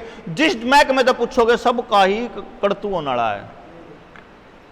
तो आपको जाकर के हर तबके से बात करनी पड़ेगी। तो उस हर तबका जब जागा उठागा तो जिस दिन आप फिर खड़े होने के लिए बोलोगे ना, उस दिन वो खड़े आप उस दिन तैयार पाओगा, क्योंकि उसको मालूम है कि ये 4 मानस थे जो बोला करते, और जो इन्हें कहा वो आज होने लग रहा, सही कहने लग रहा। भाई जब भी तो बड़े बुजुर्ग कितनी बड़ी बात कहा कर दे कि चमासे का इंतजाम चमासे तो पहले में होगा। क्यों आर्य जी? बारिश आने से पहले तो आप अपनी छत रिपेयर कर सकते हो, बारिश आए पीछे छत रिपेयर हो गई को नहीं, उसमें बढ़ लिया पानी। तो इसलिए अपनी जो तैयारी करनी है वो पहले से ही करनी है अपने को। हाँ जो करेंगे अपने पेड़ पौधे सीजन चालू ला रहे हैं, पेड़ पौधे पुत्र ला रहे, गांव दर गांव ला के खाते, ये पूछ के गांव दर गांव, और वो उठा के पेड़ा पा लिफाफा लगा दिया खेत का, और वो जो तबका ने बड़ा हो गया पेड़ा, जो किसी खेत में आज भी हो जाए, वो काट के रूढ़ काट मंडी में आपको दो जदे हुसैन उठेगा भाई यो पेड़ा सरकारी है। हाँ तेरे खेत में लगाया था ना पेड़ा, दरखत खेत में लगाया, लेकिन यो सरकारी है। जब ये पहले पेड़ जो प्राकृतिक हुए तो कितने ले जाती बिक जगह, बापा दरखत भी लगावा नहीं तो भी लिफाफा लगावा। वन विभाग का जो पेड़ है ना वो आपका नहीं है। उसकी दाम तो अभी आ रहा है सोशल क्रेडिट स्कोर आ रहा है, उसमें आपके घर के और आपकी खेत की ना ड्रोन से पूरी पैमाइश होने लग रही है। वो पैमाइश से वो आपके खेत की एग्जैक्ट लोकेशन और उस खेत में कितने पेड़ हैं इस वक्त वो गिन के जान लग रहे हैं। तो आने वाले वक्त में आप कुछ भी नहीं काट पाओगे, कुछ भी नहीं। मतलब वो तैयारी ये कर रहे हैं कि जब सरकार लॉकडाउन लगाए और आप सड़क पे उतरो, सड़क पे उतरते ही कैमरा आपके चेहरे को पढ़ ले, आपका चेहरा जो आधार कार्ड के साथ जुड़ा हुआ है वहां से जो बैंक अकाउंट है वहां से चालान के पैसे आपको कट जाएं। अभी तक तो पुलिस वालों को आपने बोल दिया था मैं दिंदा ना दे, तो खाते में तो अपने आप कट गए। इसी तरीके से गाड़ियों के जो नंबर प्लेट है ये स्पेशल टाइप की क्यों बनाई, आपको कैसे बकाया कि high security number plate, high security क्या है, चोरी होनी बंद हो जाएगी? चोरी होनी बंद नहीं होती, ये वो अपने डेटा में एंट्री करा रहे हैं, एक पूरा सेंट्रलाइज्ड डेटा तैयार करने लग रहे हैं कि अगर आपकी गाड़ी को कैमरे ने अगर रीड कर लिया, कैमरा उस प्लेट के उस साइज को ही रीड कर रहा है, वो उसको रीड करते ही वो वहां से चालान अपने आप घर आ जाएगा। आपकी गाड़ी अगर बंद भी करनी है, ये जो वो भारत 4 की गाड़ियां बंद करने की बात कहते हैं, ये कि भारत 4 से पहले वाली गाड़ियां बंद करो, भारत 6 चलेंगी। क्यों कह रहे हैं? क्योंकि भारत 6 की जितनी गाड़ियां हैं उनके अंदर जीपीएस पहले से लग के आता है और उसमें एक स्विच है जिसका नाम है किल स्विच। जो नई गाड़ियां हैं उसमें किल स्विच है, यानी एक तो जो मालिक है उसके मोबाइल पे ही वो पूरी गाड़ी की इंफॉर्मेशन है। अगर कोई आदमी बजान लाग रहा है तो 80 से ऊपर जान लग रहा है तो मोबाइल पे नोटिस आ जाएगा, भाई तेरे गाड़ी जो लेके गया था उस स्पीड से चल रही है, गाड़ी की लोकेशन इसमें आ जाएगी, गाड़ी जहां खड़ी है वो पता लग जाएगा। और तो और अगर गाड़ी सड़क पे चल रही है और आप यहां से बटन दबा दो तो आपकी गाड़ी सड़क पे ही बंद हो जाएगी। अब वो इसको फीचर को क्या बता रहे हैं कि अगर कोई चोर ले जाए तो आप ये कर सकते हो, लेकिन असलियत में तो आप लेके जाओगे तो कंपनी भी तो कर सकती है, और सरकार ने पोर्टल दे दिया, सरकार भी तो कर सकती है। भाई साहब ये आपके लिए है, चोरी से बचाने के लिए नहीं है, हैं? एक ही होता है, बस एक ही होता है। आपको अगर कोई चीज चाहिएगी तो आप उसको बना लोगे, आपको वो खरीदनी पड़े, ऐसा माहौल अगर बनाया जाए। आपको गाड़ी की जरूरत क्या है? अगर आपको अपने जहां पर रहते हो वहां से देश के प्रदेश के हर हिस्से तक जाने वाली बस, ट्रेन या यातायात की सुविधा टाइम पर और अच्छी सुविधा हो तो आपको जरूरत क्या है फिर किसी गाड़ी लेने की? दिक्कत तो यह है ना कि गाड़ी को स्टेटस के साथ जोड़ना किसने सिखाया? टेलीविजन ने। टेलीविजन किसका? कंपनियों का, और कंपनियों की ही सरकार है। अपना तो घर होना ही चाहिए, शहर में फ्लैट दिलाने का कल्चर, ये पूरा कल्चर बनाया जाता है ना भाई साहब। तो अब जो बात आप कर रहे थे ना रपिए वाली, रपी, हाँ जो न चल जिस इंटरनेशनल पैंडेमिक ट्रीटी की हम बात कर रहे हैं ना, ये हेल्थ रिलेटेड पैंडेमिक ट्रीटी की बात हो रही है। कोई बात नहीं, जोर से बोलो, इन्हें छोड़ो। असल में और असल में मतलब असल में इससे ज़्यादा भारी जो ट्रीटी है वो पहले 1994 में आ चुकी है। उसमें भी देवेंद्र भाई जो WTO एग्रीमेंट है उसमें पूरी तरह यही कहा गया है कि भाई अगर आपके संविधान में और WTO के संविधान में कुछ झगड़ा होता है तो WTO का संविधान नहीं बदला जाएगा, आपका संविधान बदला जाएगा। और ये लाइन पूरी की पूरी लिखी है सेक्शन 102, साफ साफ लिख रखा है कि भाई अगर सरकार क्या देती है कि भाई हम इस सिद्धांत को, इस लाइन को, इस कानून को नहीं मानते WTO के, तो वो ये कह देते हैं कि 2000 शर्तों में से अगर एक को भी नहीं मान रहे तो फिर ऐसा करो, रहने दो, हमारे पीछे दे दो, हमारा कर्जा वापस कर दो। मतलब अपनी शर्तें लगाएंगे भी, अगर आप हमारी बातें नहीं मान रहे तो हम आपका सहयोग नहीं करेंगे। सहयोग कौन सा? कर्जे वाला, जो कि फ्रॉड है। और उसी में से जो सबसे मेन है एग्रीमेंट ऑन एग्रीकल्चर है, तो 28 तरह के एग्रीमेंट उसमें, पर जो मेन है वो एग्रीमेंट ऑन एग्रीकल्चर है। और अलग अलग है कि भाई आपका खाद के लिए क्या नियम है, बीज के लिए क्या नियम है, आपकी खेती में पानी के क्या नियम है, बिजली के क्या नियम है, पूरे के पूरे भाव के क्या नियम है। अब जैसे मान के चलो कि उसमें तो ये भी है कि अभी हरियाणा डूबा पड़ा है, हरियाणा पंजाब पूरा डूबा पड़ा है। अगर यहाँ सरकार चाहे कि भाई इन लोगों को मुआवजा दिया जाए तो लोकल, स्टेट और सेंट्रल गवर्नमेंट नहीं कर सकती उस मुआवजे को सैंक्शन। WTO की एक टीम आएगी, WTO से, UNO से, वो यहाँ पूरा का पूरा दौरा करेगी और उसका पूरा सर्वे करके और फिर वो तय करेंगे कि मुआवजा देना चाहिए या नहीं देना चाहिए। तो ये जो इंटरनेशनल पैंडेमिक ट्रीटी की तरह ऐसे पहले भी एक आ चुका है जो पूरी तरह खेती की बर्बादी की, जिसने दिशा तय करी थी, और वो आज हो चुकी है जिसमें पशु पूरी तरह बीजमारी में है, बैल और जोटे है ही नहीं, सांड और जोटे नए बीजों के लिए, और खेती में कोई अपना बीज नहीं है, टोटल बीजमारी है खेत की। और हेल्थ रिलेटेड तो आ ही रहे हैं, 70% IVF से अभी बच्चे आगे हो रहे हैं, अगर वैसे तो हो ही नहीं रहे। तो समाज की बीजमारी, बीजों की, खेत की बीजमारी और पशुओं की बीजमारी, यानी जो ट्रीटी की जिसकी बात करें उन्होंने तो अपना काम कर दिया, अब तो सफाई के लिए आएंगे, इस हद तक है। भाई आप कह रहे थे? हाँ जी। तो अभी जो बात थी अपनी, ये 28 जो ट्रीटी आप बोल रहे हैं उर्दू एक का मूल है, इसलिए हिंदी अनुवाद अपन मिल के कोई किताब में है जी, हिंदी अनुवाद कह रहे हाँ हैं, मिल सके। मिल जाएंगे। ये ट्रेनिंग है, ये क्या तो चल रही है, न्यू तो चले हैं। पीडीएफ आज तक कोई पीडीएफ आई होगी, सारी नहीं पढ़ी होगी कदे भी, पढ़ने का टाइम नहीं लोगों के पास ना। मतलब क्या हो गया, 1000 में कोई एक आदमी पढ़ रहा है उसको।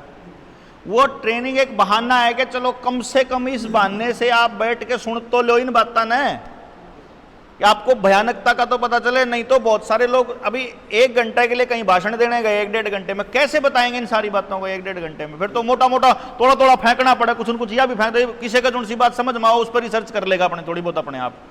हम तो इस चक्कर में वहां पर ज्यादा से ज्यादा बता दें लोगों को, हमारा तो लालच ये रहा है थोड़ा सा कि भाई उनको बातों का पता चल जाए, फिर वह उससे खतरे का अंदाजा अपने आप लगा लेंगे। और आदमी को खतरे का अंदाजा लग जाए ना तो अंदर उसके अपने आप में वो रस निकलने स्टार्ट हो जाए, अपने आप वो हार्मोन निकलने स्टार्ट हो जाए कि बेटा ही नहीं छोड़ता।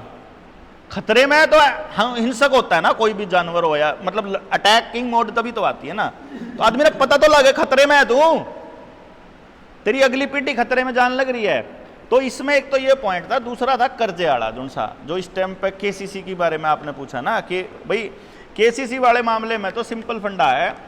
केसीसी के ऊपर हम लोगों ने ये विचार किया था कि सरकारों ने बड़ा खेल खेला हमारे साथ में। वो क्या खेला कि लिमिट तो बनाई थी फसल की कि इस फसल के लिए खर्चे के लिए तेरे को इतना पैसा दे दिया, अब तू इस पूरा मतलब इसको रख 6 महीने के लिए, जब तक तेरी फसल नहीं होती तो उसमें खाद का, बीज का, ट्रैक्टर का, बुआई का, कटाई का सारा पैसा पहले दे दिया। और ब्याज ज़्यादा देने की जरूरत नहीं है, मात्र थोड़ा सा 4% के करीब ब्याज सालाना लगाना शुरू किया। और वो 6 महीने के बाद में जब तेरी फसल जो उठेगी, जब उस फसल के उठने के बाद तू जमा करा दे, और उसके बाद फिर जब अगली फसल बोने लगे तो दोबारा से। असल में तो ये फसल के लिए है, लोगों ने इसको ये सोच लिया कि वो जमीन पे है और वो फर्द रख लेते हैं। यही तो सबसे बड़ी जो फ्रॉड होया लोगों के साथ, फ्रॉड क्या हुआ कि पूरी की पूरी जमीन की फर्द उस 6 महीने की फसल के नाम पे ले लिए। अगर 50 लाख का किला है तो 70,000 रुपए मिल रहे 50 लाख के किले के। तो ऐसा कौन सा नियम है कि 50 लाख का किला 70,000 रुपए मिले और वो किसान ना दे पाया और उसका टैक्स उस पर ब्याज लगा लगा कर 2-2.5 लाख बना दे, और वो 2-2.5 लाख में ही नीलाम करने को तैयार हो रहे। और फिर हम कहते हैं कि चल ठीक है, जो मार्केट का रेट है उसमें बेच दे और मेरे बाकी के पैसे दे दे। तो उन्होंने ना डीसी रेट तो बिकेगा, मतलब कमाल की बात है भाई। और मध्य प्रदेश में तो भाई साहब, मेरी वह वीडियो देखी होगी आपने, मध्य प्रदेश में तो डीसी ने आपके खाते में, किसान के खाते में पैसा डाल दिया और सारी जमीन और नोटिस भेज दिया कि जमीन मारी होगी, 1 महीने भीतर खाली कर दे। मालिक ने बैंक अधिकारी को वापस, बैंक मैनेजर को चिट्ठी लिखी, एप्लीकेशन दी कि मेरे खाते में पैसे आ गए, मैंने नहीं पता किसके आए हैं, तो मेरे को जरा ये पैसे वापस भेज दो जिसके भी हैं। तो बैंक मैनेजर का उसके ऊपर रिप्लाई ये आया, मेरी वीडियो मैंने लिखा था किसान की जमीन छीनने का, उसमें वो बैंक मैनेजर ने वापस लिखा कि जी ये तो डीसी की तरफ से आया है और वो लोग ही, डिपार्टमेंट ही देखेगा, जब तक वो लोग नहीं कहते तब तक हम पैसा वापस नहीं भेज सकते।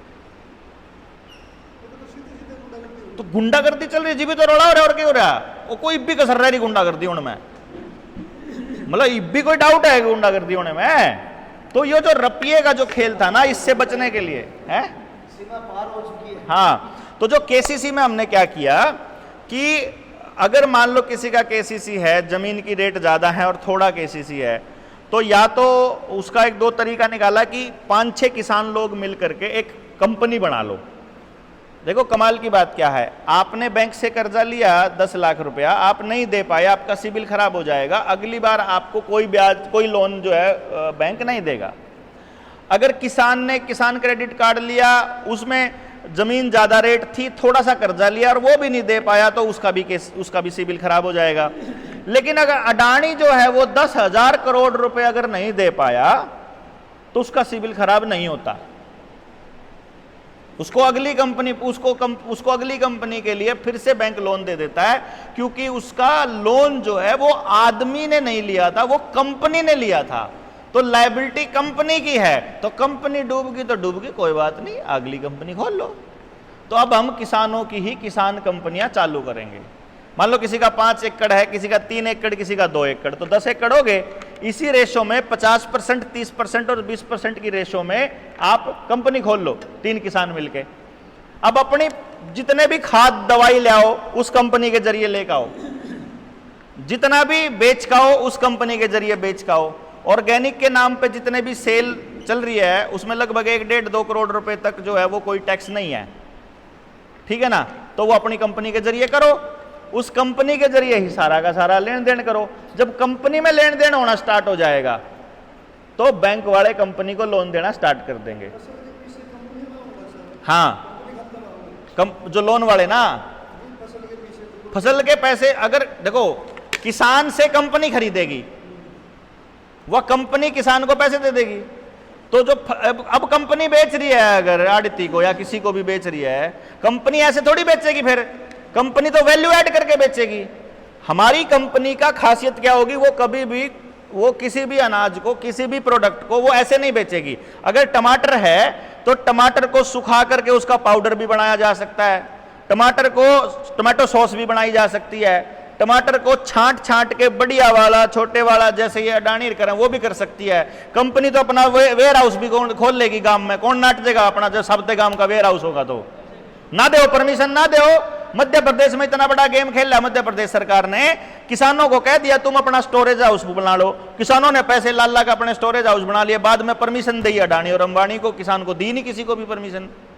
तो हमने परमिशन ही नहीं चाहिए। अगर जनता सरकार मोर्चा मजबूत है तो कौन सी अंधी परमिशन, हमारे टमाटो सॉस यहीं होंगे, हमारे ये चीजें यहीं होंगी स्टोर, कौन सी अंधी। हम अपनी झाड़ू अपनों बना लेंगे, पेन अपना बना लेंगे, हम जूते अपने बना लेंगे, कपड़े अपने बना लेंगे। हम ऐसी चीजों पे रिसर्च करने लग रहे, जो हम साथी पूरे देश में घूम रहे हैं। हमारे पास ऐसी टीम तैयार होगी जो अपना परना, अपना तौलिया, अपना कुर्ते पजामे का कपड़ा बालक अपने हाथ से बना ले, 14-14 साल का, अपने घर में छोटा हाथ कर गाला के ने, 0 पोल्यूशन, 0 मशीन, 0 रुपया, कपड़ा अपना बन गया। सिलाई अपन अपने आप आ गई, खेत में काम करना हमने आ गया, पशु आधारित हमारी खेती होगी, मशीन की हमने जरूरत कम से कम पड़े, बिजली हम अपने आप गोबर से बना ला, गैस हम अपनी गोबर से बना ला। अगर हमारे घर डांगर होगा तो गोबर होगा तो हमारे पे सब कुछ हो जाएगा, खाद भी हो जाएगी, हमारी गैस भी हो जाएगी, पेट्रोल डीजल का भी अपन इंतजाम कर लेंगे, सारा इंतजाम कर लेंगे। बट तो तब कराएंगे जब लोगों ने समझावांगे। तो इसमें वो कंपनी खरीदेगी। अगर आपसे गेहूं खरीदेगी तो वो खाली गेहूं थोड़ा बेचेगी, गेहूं छांट के टॉप क्लास का गेहूं तो वहां दे देंगी। अगर गेहूं सड़ गया तो सड़ा हुआ गेहूं से तो ब्रेड बनता है, ब्रेड बनाकर ना शहर वाले तो बेचांगे जिनसे हमारी बात ना मान दे, वहां कबाड़ खा के मरो। उन्हें तो शौक है खान का। जिनके माँ बाप शहरी कल्चर को थोड़ा प्रमोट करते हैं वह तो अपने बालका ने लो बेटा ब्रेड सॉस खाओ, वही तो ब्रेड सॉस खिलाते हैं। गांव का आदमी तो देसी की खावा है, ठीक। तो जिनसे न ब्रेड सॉस चाहिए उन्हें कबाड़ बना खवा देंगे। हालांकि हमारा जेन्युइन होगा, हमारा कंपनी, हमारे में मिलावट केमिकल नहीं होंगे। लेकिन असली बात यह है कि भाई कहानी यह है कि भाई हम लोग, कंपनी अपने प्रॉफिट को अपने पास रखेगी। और कंपनी का मतलब प्रॉफिट मतलब वही 50, 30, 20, और फिर जितने साथी काम करने लग रहे कोई काम करो। हमने तो ऐसा भी प्लान किया हुआ है कि 10 गांवों का क्लस्टर बना दिया। उस 10 गांवों के क्लस्टर में जितनी चीज जिंदा रहने के लिए चाहिए गांव बनाएगा। 1 रुपये का टैक्स नहीं, पैसे का ट्रांजैक्शन नहीं, ट्रांजैक्शन ही पैसे में होगा, उसमें होगा, टाइम में होगा। मैं तो यहां तक का भी मुद्रा भी हमारी टाइम होएगी। समाज के लिए 4 घंटे लान लग रहा है ना अगर कोई व्यक्ति, तो उसको वो 4 घंटे का टोकन मिल गया तना समाज के लिए। भाई तने पढ़ाया है स्कूल में जाकर 4 घंटे, तो 4 घंटे में 2 बाल्टी ले सके, एक यो ले सके, एक फलानी चीज ले सके, 2 घंटे में के ले सके। तो घर की लुगाई घर खाली बेटी और कुछ नहीं चले हुए जुत्ती कमा लिया हुए चल पड़ेगी अपना फलानी फैक्ट्री में जाना, कोई सी फैक्ट्री हो, सारी की सारी फैक्ट्री अपना करो काम और अपना चलो। कौन धंधे हम टैक्स तारते हैं? टैक्स ने तो सारा नाश मारा ना। पैसा अपने को, जो समाज जो टूटा है ना वो पैसे की वजह से टूटा। अगर जनता सरकार मोर्चा ने जो मिशन ले रखा कि पूरा गांव कर्ज मुक्त करेंगे, पूरा गांव, अगर मान लो आप लोग ये मिशन बना लो कि अपने गांव का एक भी आदमी कर्जे में नहीं रहना चाहिए, तो आप यकीन मानो आपको ट्रेनिंग देकर गांव में बिठा देंगे। आपने अपनी जेब तय जनता सरकार मोर्चा तक भी पीछे कौन देने, जब सब तक गांव आंदा हो तो 10, 20, 50 आंदे हो तो फिर उसका एक हिस्सा जो है जनता सरकार मोर्चा को सपोर्ट करने के लिए दे दो, जो इतना जोर लगाने लग रहे हम है। फिर बता दूंगा, मैं अपने पास ही आइडिया, समझ गए ना बात। मतलब अपनी चीज को आप कैसे देना चाहते हो, कैसे बनाना चाहते हो, आप लोग अपना तय करो। हर समस्या के समाधान पे चर्चा क्यों है? फिलहाल हम अगर ये बात करें, एक तो केसीसी यहां से कट जाएगा, वहां से कंपनी के पास पैसा आया, केसीसी दो, अपनी जमीन मुक्त कराओ, पहले नंबर तो दो। जमीन पे कर्जा नहीं होना चाहिए किसी भी किसान का, क्योंकि जमीन ही है जो उसको लड़ना थोड़ा बहुत सिखाएगी। और इसीलिए इन लोगों ने किसान के बच्चे को शहर पढ़ने के लिए भेजा, ताकि किसान का बच्चा बाहर जाए तो अपनी जमीन से टूट जाए। अब मैंने खेत में अगर काम किया हुआ है तो मैं उस जमीन के लिए लड़ सकता हूं। मेरा बच्चा कभी खेत में गया ही नहीं, तो वो जमीन के लिए वो तो कहेगा क्यों खाम खाई पागल हो रहा, माटी माटी हो रहा, बेच के प्लाट ले लेना है, बेच के फ्लैट ले लेना है, बेच के विदेश बेच देना है, बेच के मेरी कंपनी खुलवा देना है, वो तो ये से बोलेगा। तो ये पॉइंट है। अब जो रुपया है उसके बारे में आप लोगों को, गांव वालों को बताना पड़ेगा। बहुत सारी बातें आपने पहले सुन ली हैं। असलियत में रुपया एग्जिस्ट करता ही नहीं आज के टाइम पे। तो असलियत में तो जो रुपया था वो हमारी मेहनत थी। जैसे मैंने आपको क्या बोला कि हमको रुपया कहाँ से मिलता है? हमने जो सूरज से ऊर्जा प्राप्त की, मेरे शरीर ने की, उस शरीर की ऊर्जा को मैंने आपके लिए काम किया। मान लो मैं आपके घर में आके दिहाड़ी करने लग गया, तो मैंने अपनी ऊर्जा आपको दी, उसके बदले में आप अपनी कुछ ऊर्जा दोगे। वो ऊर्जा के 3-4 तरीके होते हैं। या तो पैसा छापा जा सकता है, या तो पैसा छापता है किसान। किसान की क्या खासियत है? वो एक दाना फेंकता है और उससे 25, 30, 50 दाने निकलते हैं। कई बार तो 100, 200 कुकड़ी के जिस तरह मान लो गणे हुए, ठीक। तो वो जो दाने निकलते हैं, इसका मतलब उसने एक दाने को मल्टीप्लाई किया, अपनी ऊर्जा उसमें दी, सूरज की ऊर्जा ली, पानी लिया और दूसरी ऊर्जा लगा करके उसको मल्टीप्लाई कर दिया, मल्टीप्लाई करके बेचा, तो उसके बदले में वो पैसा छाप सकती है सरकार। हमने खान में से, खदान में से कुछ निकाला, सोना, लोहा, कोयला, मिट्टी, कुछ और निकाला, वहां से निकलता है। या कुछ भी ऐसी चीज जो जमीन से निकलती है, केवल उत्पादन के बराबर में पैसा छापने का सरकार को हक था। और जितना भी पैसा वो छापती होती थी, जितने नोट छापती थी, उसके बराबर का कुछ ना कुछ ऐसी धातु रखती थी जिसका क्षय नहीं होता, जो कम नहीं होती। तो मेरे बाप दादा ने जो नोट लिया था सरकार से, उसके बदले का सोना सरकार ने रखा हुआ है अपने पास, वो कहां है? मेरे दादा ने तो नोट लिया था ना, वो नोट तो उन्हें वापस लेके मारते हैं, कागज के दूसरे नोट दे दिए, तो वो नोट, वो ऊर्जा तो वहीं रखी हुई है ना, समझे कि नहीं? तो हमारी वो ऊर्जा किस फॉर्म में है? वो ऊर्जा वहां धातु की फॉर्म में है। और ये कागज, अभी सरकार के दिए हुए कागज ये कहते हैं कि आपका 1 रुपया 770 मिलीग्राम सोने के बराबर है। तो इसका मतलब क्या हुआ कि अगर आपको अपना कर्जा उतारना है, क्योंकि बड़े बुजुर्गों को यह तो मालूम है कि जितना पैसा छापे सरकार उसके बराबर में सोना रख ले, लेकिन कितना रख ले वो यो है, इतना रख ले, 770 मिलीग्राम सोना। और हमने इसका प्रैक्टिकल कर चुके हैं ऑलरेडी। हमने अभी तक सैकड़ों नहीं हजारों की संख्याओं में लोगों को, देखो कितनी तो जमीन कुड़कीते बचा ली, कितने मकान बचा लिए, कितना लोग बचा लिए, कितनी गाड़ी बचा ली। अपने जनता सरकार मोर्चा के एक साथी ने तो गाड़ी कटवाई, नुकरा गाड़ी कटवा लो, वहां कटवा ले, उसने आज तक एक ही किस्त नहीं दी ना। इन्हें तो दे रखी, कुछ तो दे रखी। इसका भी है लोन, तो इसका 27 लाख का लोन है। इसकी कहानी सुन लो कि क्या हो रहा था इससे पहले। ले बता भाई, 27 लाख मेरा पढ़ने का होने भाई, मेरा तो कई ब्रांच भी कुआन का है, उल्टा लेना मन तो। बता कैसे रहा, क्या था सीन पूरा? चलो भाई, इसका मुंह करियो उधर।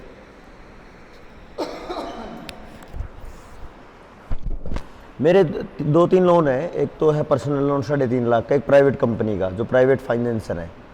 एक है बिजनेस लोन है 13.5 लाख का, वो MSME का है।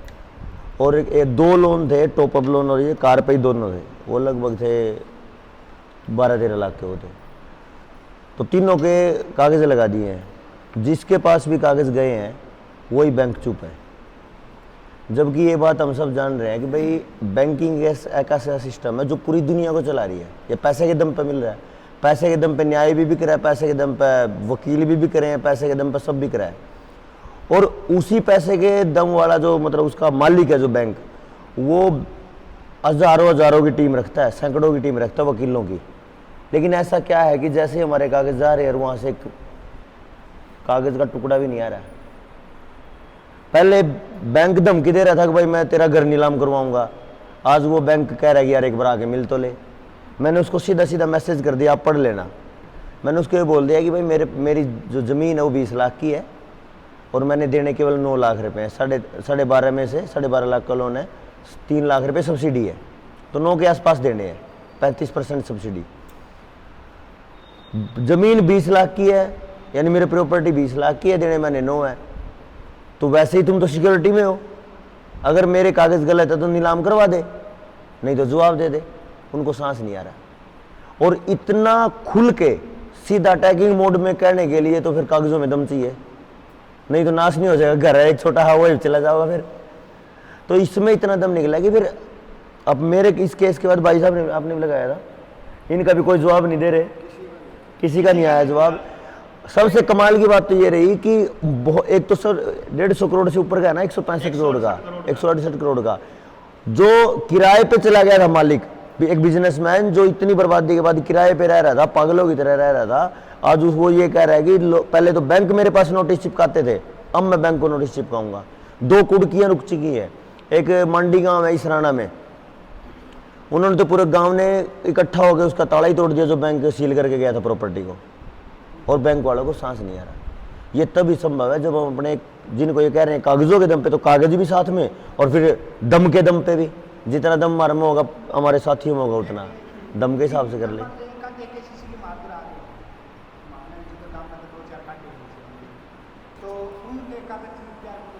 कागज तैयार करने का इसमें एक छोटी बात यह है, हद पार हो लिया रजब, भाई कुछ भी नहीं हो रहा हो, जमा नाश हो लिया हो, तो केसीसी के लिए इसको लगाओ, जैसे देवेंद्र भाई ने कहा अभी। हाँ, नोटिस मतलब सारा सौदा हो लिया हो, जब नहीं हो अभी नहीं दिए जा रहे, कहने का मतलब ये है भाई कोई लिमिट नहीं है, हम दे नहीं पा रहे, कुछ नहीं है साधन भरने का। और अगर साधन बच रहा है, कोई मतलब रास्ता है, तो अपने कागज पहले नील करवाओ, वहाँ से उस पर लोन नील करवाओ अपनी फर्द और रजिस्ट्री से, और फिर दोबारा से कोई मोटा लोन लो। और ये कोई मत कहना लोन लेने से पहले कि मैं जनता सरकार मोर्चा से हूँ। जनता सरकार मोर्चा का वालों को लोन नहीं मिलता है, किसी एक को भी लोन नहीं मिलेगा। मतलब चाहे 5 लाख और चाहे 5 करोड़ हो, मैक्सिमम लो जितनी आपके सिविल स्कोर के हिसाब से हिम्मत है ना। देखो अगर जब कल न जनता की तो सरकार आ गई तो ये सिविल स्कोर सारे के सारे पढ़वा देंगे, समझ गए ना।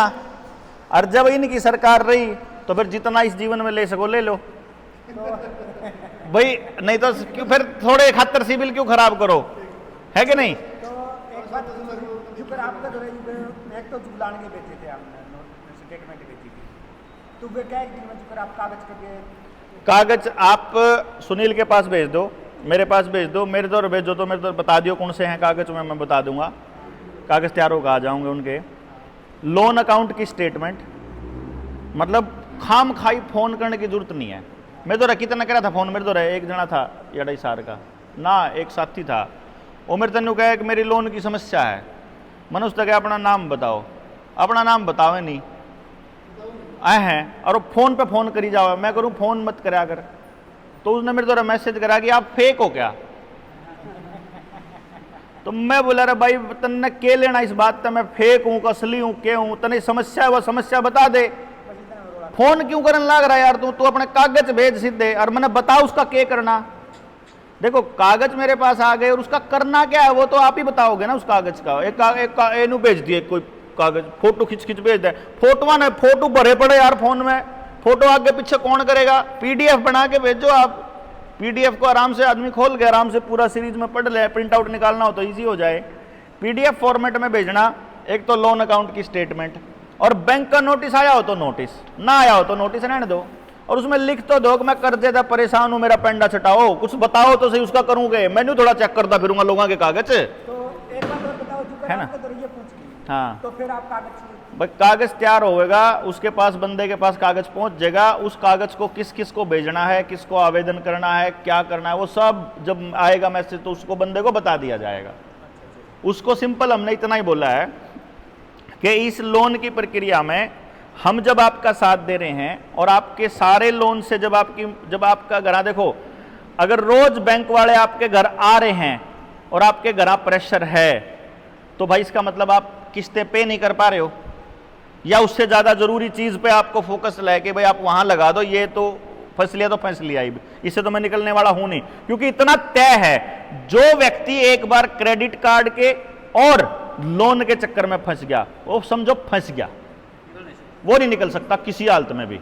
उन्होंने चक्कर भी वही इतना फंसा रखे, इतना बना रखा है कि आप सोचोगे अगले महीने ईब का खर्च कर लूं, अगली बार कर दूं, अगली बार इतना ऐड कर दें, इतना चक्रवृद्धि बना दे हैं कि आपकी मेहनत उतनी चक्रवृद्धि नहीं बढ़ती। ठीक है, मैं बताने लग रहा हूं, बहुत बुरा हाल है, सारा गांव कर्जे में है, और अगर मुक्ति अपन ने करनी है तो सबसे गांव के करने के दिशा में काम करना है। लोन अकाउंट की स्टेटमेंट और वो भेज दो। फिर हमने एक चीज तय करी है कि भाई हम लोग, जैसे हम आपकी मदद कर रहे हैं, तो आपको जनता सरकार मोर्चा की मदद करनी है, और उसके लिए जो एक अमाउंट रखी है वो 10% रखी है, जितना भी आपका अमाउंट वहां ड्यू था, और वो 10% आपने आज नहीं देना है, क्योंकि आज देने का ब्यों तो होंदा तो लोने तार लंदा, अपनी किस्तें पर लंदा, किस्त नहीं भरनी। आपके घर में पुलिस वाले आने लग रहे या फिर बैंक वाले आने लग रहे, तो उस तक पेंडा छटाने खातर, देखो मैंने एक चीज नोटिस करी, अपना साथी था कैथल का, उसका लोन था मात्र 10-1 लाख का था, होगा उसका, हाँ नाम क्या ले, हाँ 21 लाख का लोन था, 21 लाख का था, हाँ 17-18 लाख का 21 लाख बना रखा था उनने, और जमीन थी 7 किल्ले, 7 किल्ले पे 21 लाख रुपए दे रखे, 3 लाख रुपए किल्ले के जवाब तक। वो प्लान कर रहा था कि मैं तो 1 किल्ला बेच के अर्क करूं, पेंडा छटाऊं, और या फिर मेरी जमीन नीलाम होएगी। मगर ना कुछ मत कराई बाल, फिलहाल ना इब रुक जा, ना तो इतना किला बेचने दें दे, ना तने किसी ते मतलब पीछे चुकता करने की जरूरत, हम करांगे तेरा चुकता सारा जुगाड़। तो हमने फिर जब वो भेजा, वहाँ DRT ऑफिस का चलान आ गया, नोटिस आ गया, वो वहाँ गया, वहाँ जाके वकील ने उसको बोला 5 लाख रुपए लगेंगे, 5 लाख में तेरा निपटा दूंगा, और उसमें तो 50,000 1 लाख मेरा, मतलब 1 लाख रुपया बोला, 50 ही देना, 4-5 साल बाद सेटल करवा, वो भी सेटल करवाएगा, मतलब वो उसको चुकता नहीं। हम किसी की कर्ज माफी नहीं करवा रहे, हम किसी की सेटलमेंट नहीं करवा रहे, हम करवा रहे हैं पूरे कर्जे की अदायगी, अदा करांगे आप। लड़न की हिम्मत तेरे में होनी चाहिए, कागज हमारे फेवर में है, नहीं तो बैंकों के पास में पूरा जाल होता है वकीलों का, वह खा जंदे भी तो हमने कि तम नया लाइन क्यों कर लिख दी इसमें, क्यों जी, और वह बोलते नहीं। आपका क्या महीने हो गए नंदन भाई? 7-8 महीने हो गए हैं, बोलते नहीं, ना फोन कर दे ना आन दे, हम हमारा आ जा, आके ले जा, कागज दे जा, माना जो पूछ रखे उसका जवाब दे दे, हमारे पे पैसे ले जा। हम बिल्कुल मना नहीं करते किसी को भी कि हम पैसे दे नहीं सकते या हम देंगे नहीं, हम कह रहे हैं हम पूरा लोन अदा करेंगे और बिल्कुल ईमानदारी से करेंगे। हमको ये कुछ शक है, हम ईमानदारी से हमारे इनका जवाब दे दो। अगर तुम फ्रॉड नहीं हो तो लिख दो कि हम फ्रॉड नहीं है, अगर तुमने हमारे साथ ये धोखा नहीं किया तो लिख दो कि मैंने धोखा नहीं किया। कोई एक आधा उनके फेवर वाला बोलन या कमेंट बॉक्स में लिख दे तुमने पुरानी इस मुद्रा में लिया था, जिस पैसे में लिया था वो पैसे में दे दो। अरे तो लिख दो बैंक की उस पैसे में दे दो, बैंक न्यू लिख के दे दो कि जो सा पैसा लिया था वो दे दे, हम वो भी दे देंगे। लिखो तो सही एक बार, क्योंकि वो पैसे में अगर जो आपके पास जेब में रुपए पड़े हैं ना, ये सारे फ्रॉड हैं। अगर आपको मालूम नहीं है, यानी कि अगर जेब में आपके ये जो 100 के 500 के लेके बोले ना, ये सारे अवमूल्यन वाले रुपए हैं और हमारे संविधान के अंदर लिखा हुआ है कि इन पैसों में लेन देन करने वाला आदमी आजीवन कारावास तक का भोगी होगा। यानी हर आदमी को उन्होंने करप्ट करा हुआ है, हर आदमी को। और इससे मुक्ति केवल तब है जब इस पैसे के जाल से निकलोगे तो दिमाग से मुक्ति निकलेगी। नहीं तो आप मेरे पे इतना रुपया, मैंने इतनी जमीन ले ली, मैंने इतना मकान ले लिया, मेरे पे इतने लाख बैंक में, इतना सोना घर में, इतना, ये गांधे रहोगे नहीं तो, या फिर इसके लिए दौड़ना स्टार्ट कर दोगे। सोने वाला तो गैस का, सोने का भी 1933 वाले नोटिफिकेशन की तरह किसी दिन भी एक नोटिफिकेशन आएगा कि 1 महीने के अंदर अंदर इतना तक का, इतने तक का सोना रख के बाकी का जमा कराओ, नहीं तो तुम रख नहीं सकते। उसके बॉन्ड मिल जाएंगे, बॉन्ड बाद में रुपया में कन्वर्ट हो जाएंगे, रुपये बाद में कागज का टुकड़ा हो जाएंगे। पहले भी ये हमारा सारा सोना ऐसे ही जब्त कर चुके हैं। हम नहीं कह रहे कि ये करेंगे, पहले कर चुके हैं और हमारे घरों से सारा सोना चांदी गायब हो चुका है पहले ही। तो ये जो करे कम और आपके पास में कागज से पूछ के तो उसमें जो कागज बनाने की जो फीस वकील वगैरह लेंगे वो लेंगे। हमने ये तय किया है कि देखो भाई, कल को अगर मान लो इससे हमारे पास कोई पूंजी बनती है कल ने, तो जो किसानों की कंपनियां खुलेंगी तो पहले तो अपना JSMR ने निपटावांगे आप भाई। पहले तो थम कर्जा मुक्त हो, पहले तो थम कुछ काम स्टार्ट करो। हमारा क्या है कि ये प्लान किया है कि किसी के भी घर में पैसा नहीं जाएगा।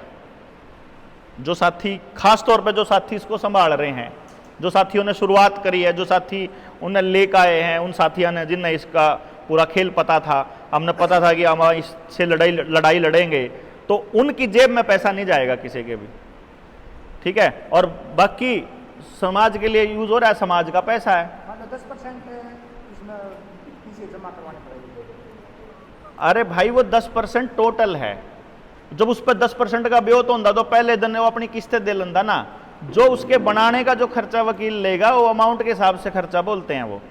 भाई इसकी अमाउंट का इतना ड्यू है तो आपका मिनिमम इतना लगेगा, तो वो बना के बेच देगा। हम बना के ना वो सारे साथी तैयार करेंगे, हम उनको ट्रेनिंग देंगे, अपने जिले वाइज बांट के ना उस हिसाब से काम चालू कर देंगे। सबसे मेन बात तो है आपके जितने सवाल है ना, 4 दिन की बात है। 4 दिन तो रह गए ना, 16 तारीख ना वहाँ आओ, सारे सवालों के जवाब आपको वहाँ देंगे, बात हो रही, 3 दिन उरे बैठे है ना। तो देखो 3 दिन तो यहाँ बैठांगे, 21, 22, 23 ने, और फिर 16 तारीख ना आप वहाँ आओगे, तो फिर उसके बाद अगले महीने उड़े बैठांगे 7 दिन। सवाल नहीं छोड़ दे आपका एक भी। इब्बे जो काम है ना असली, वो काम है लोगों ने अपने साथ कनेक्ट करके और जोड़ करके आगे बढ़ने का। हमने जाना फतियाबाद।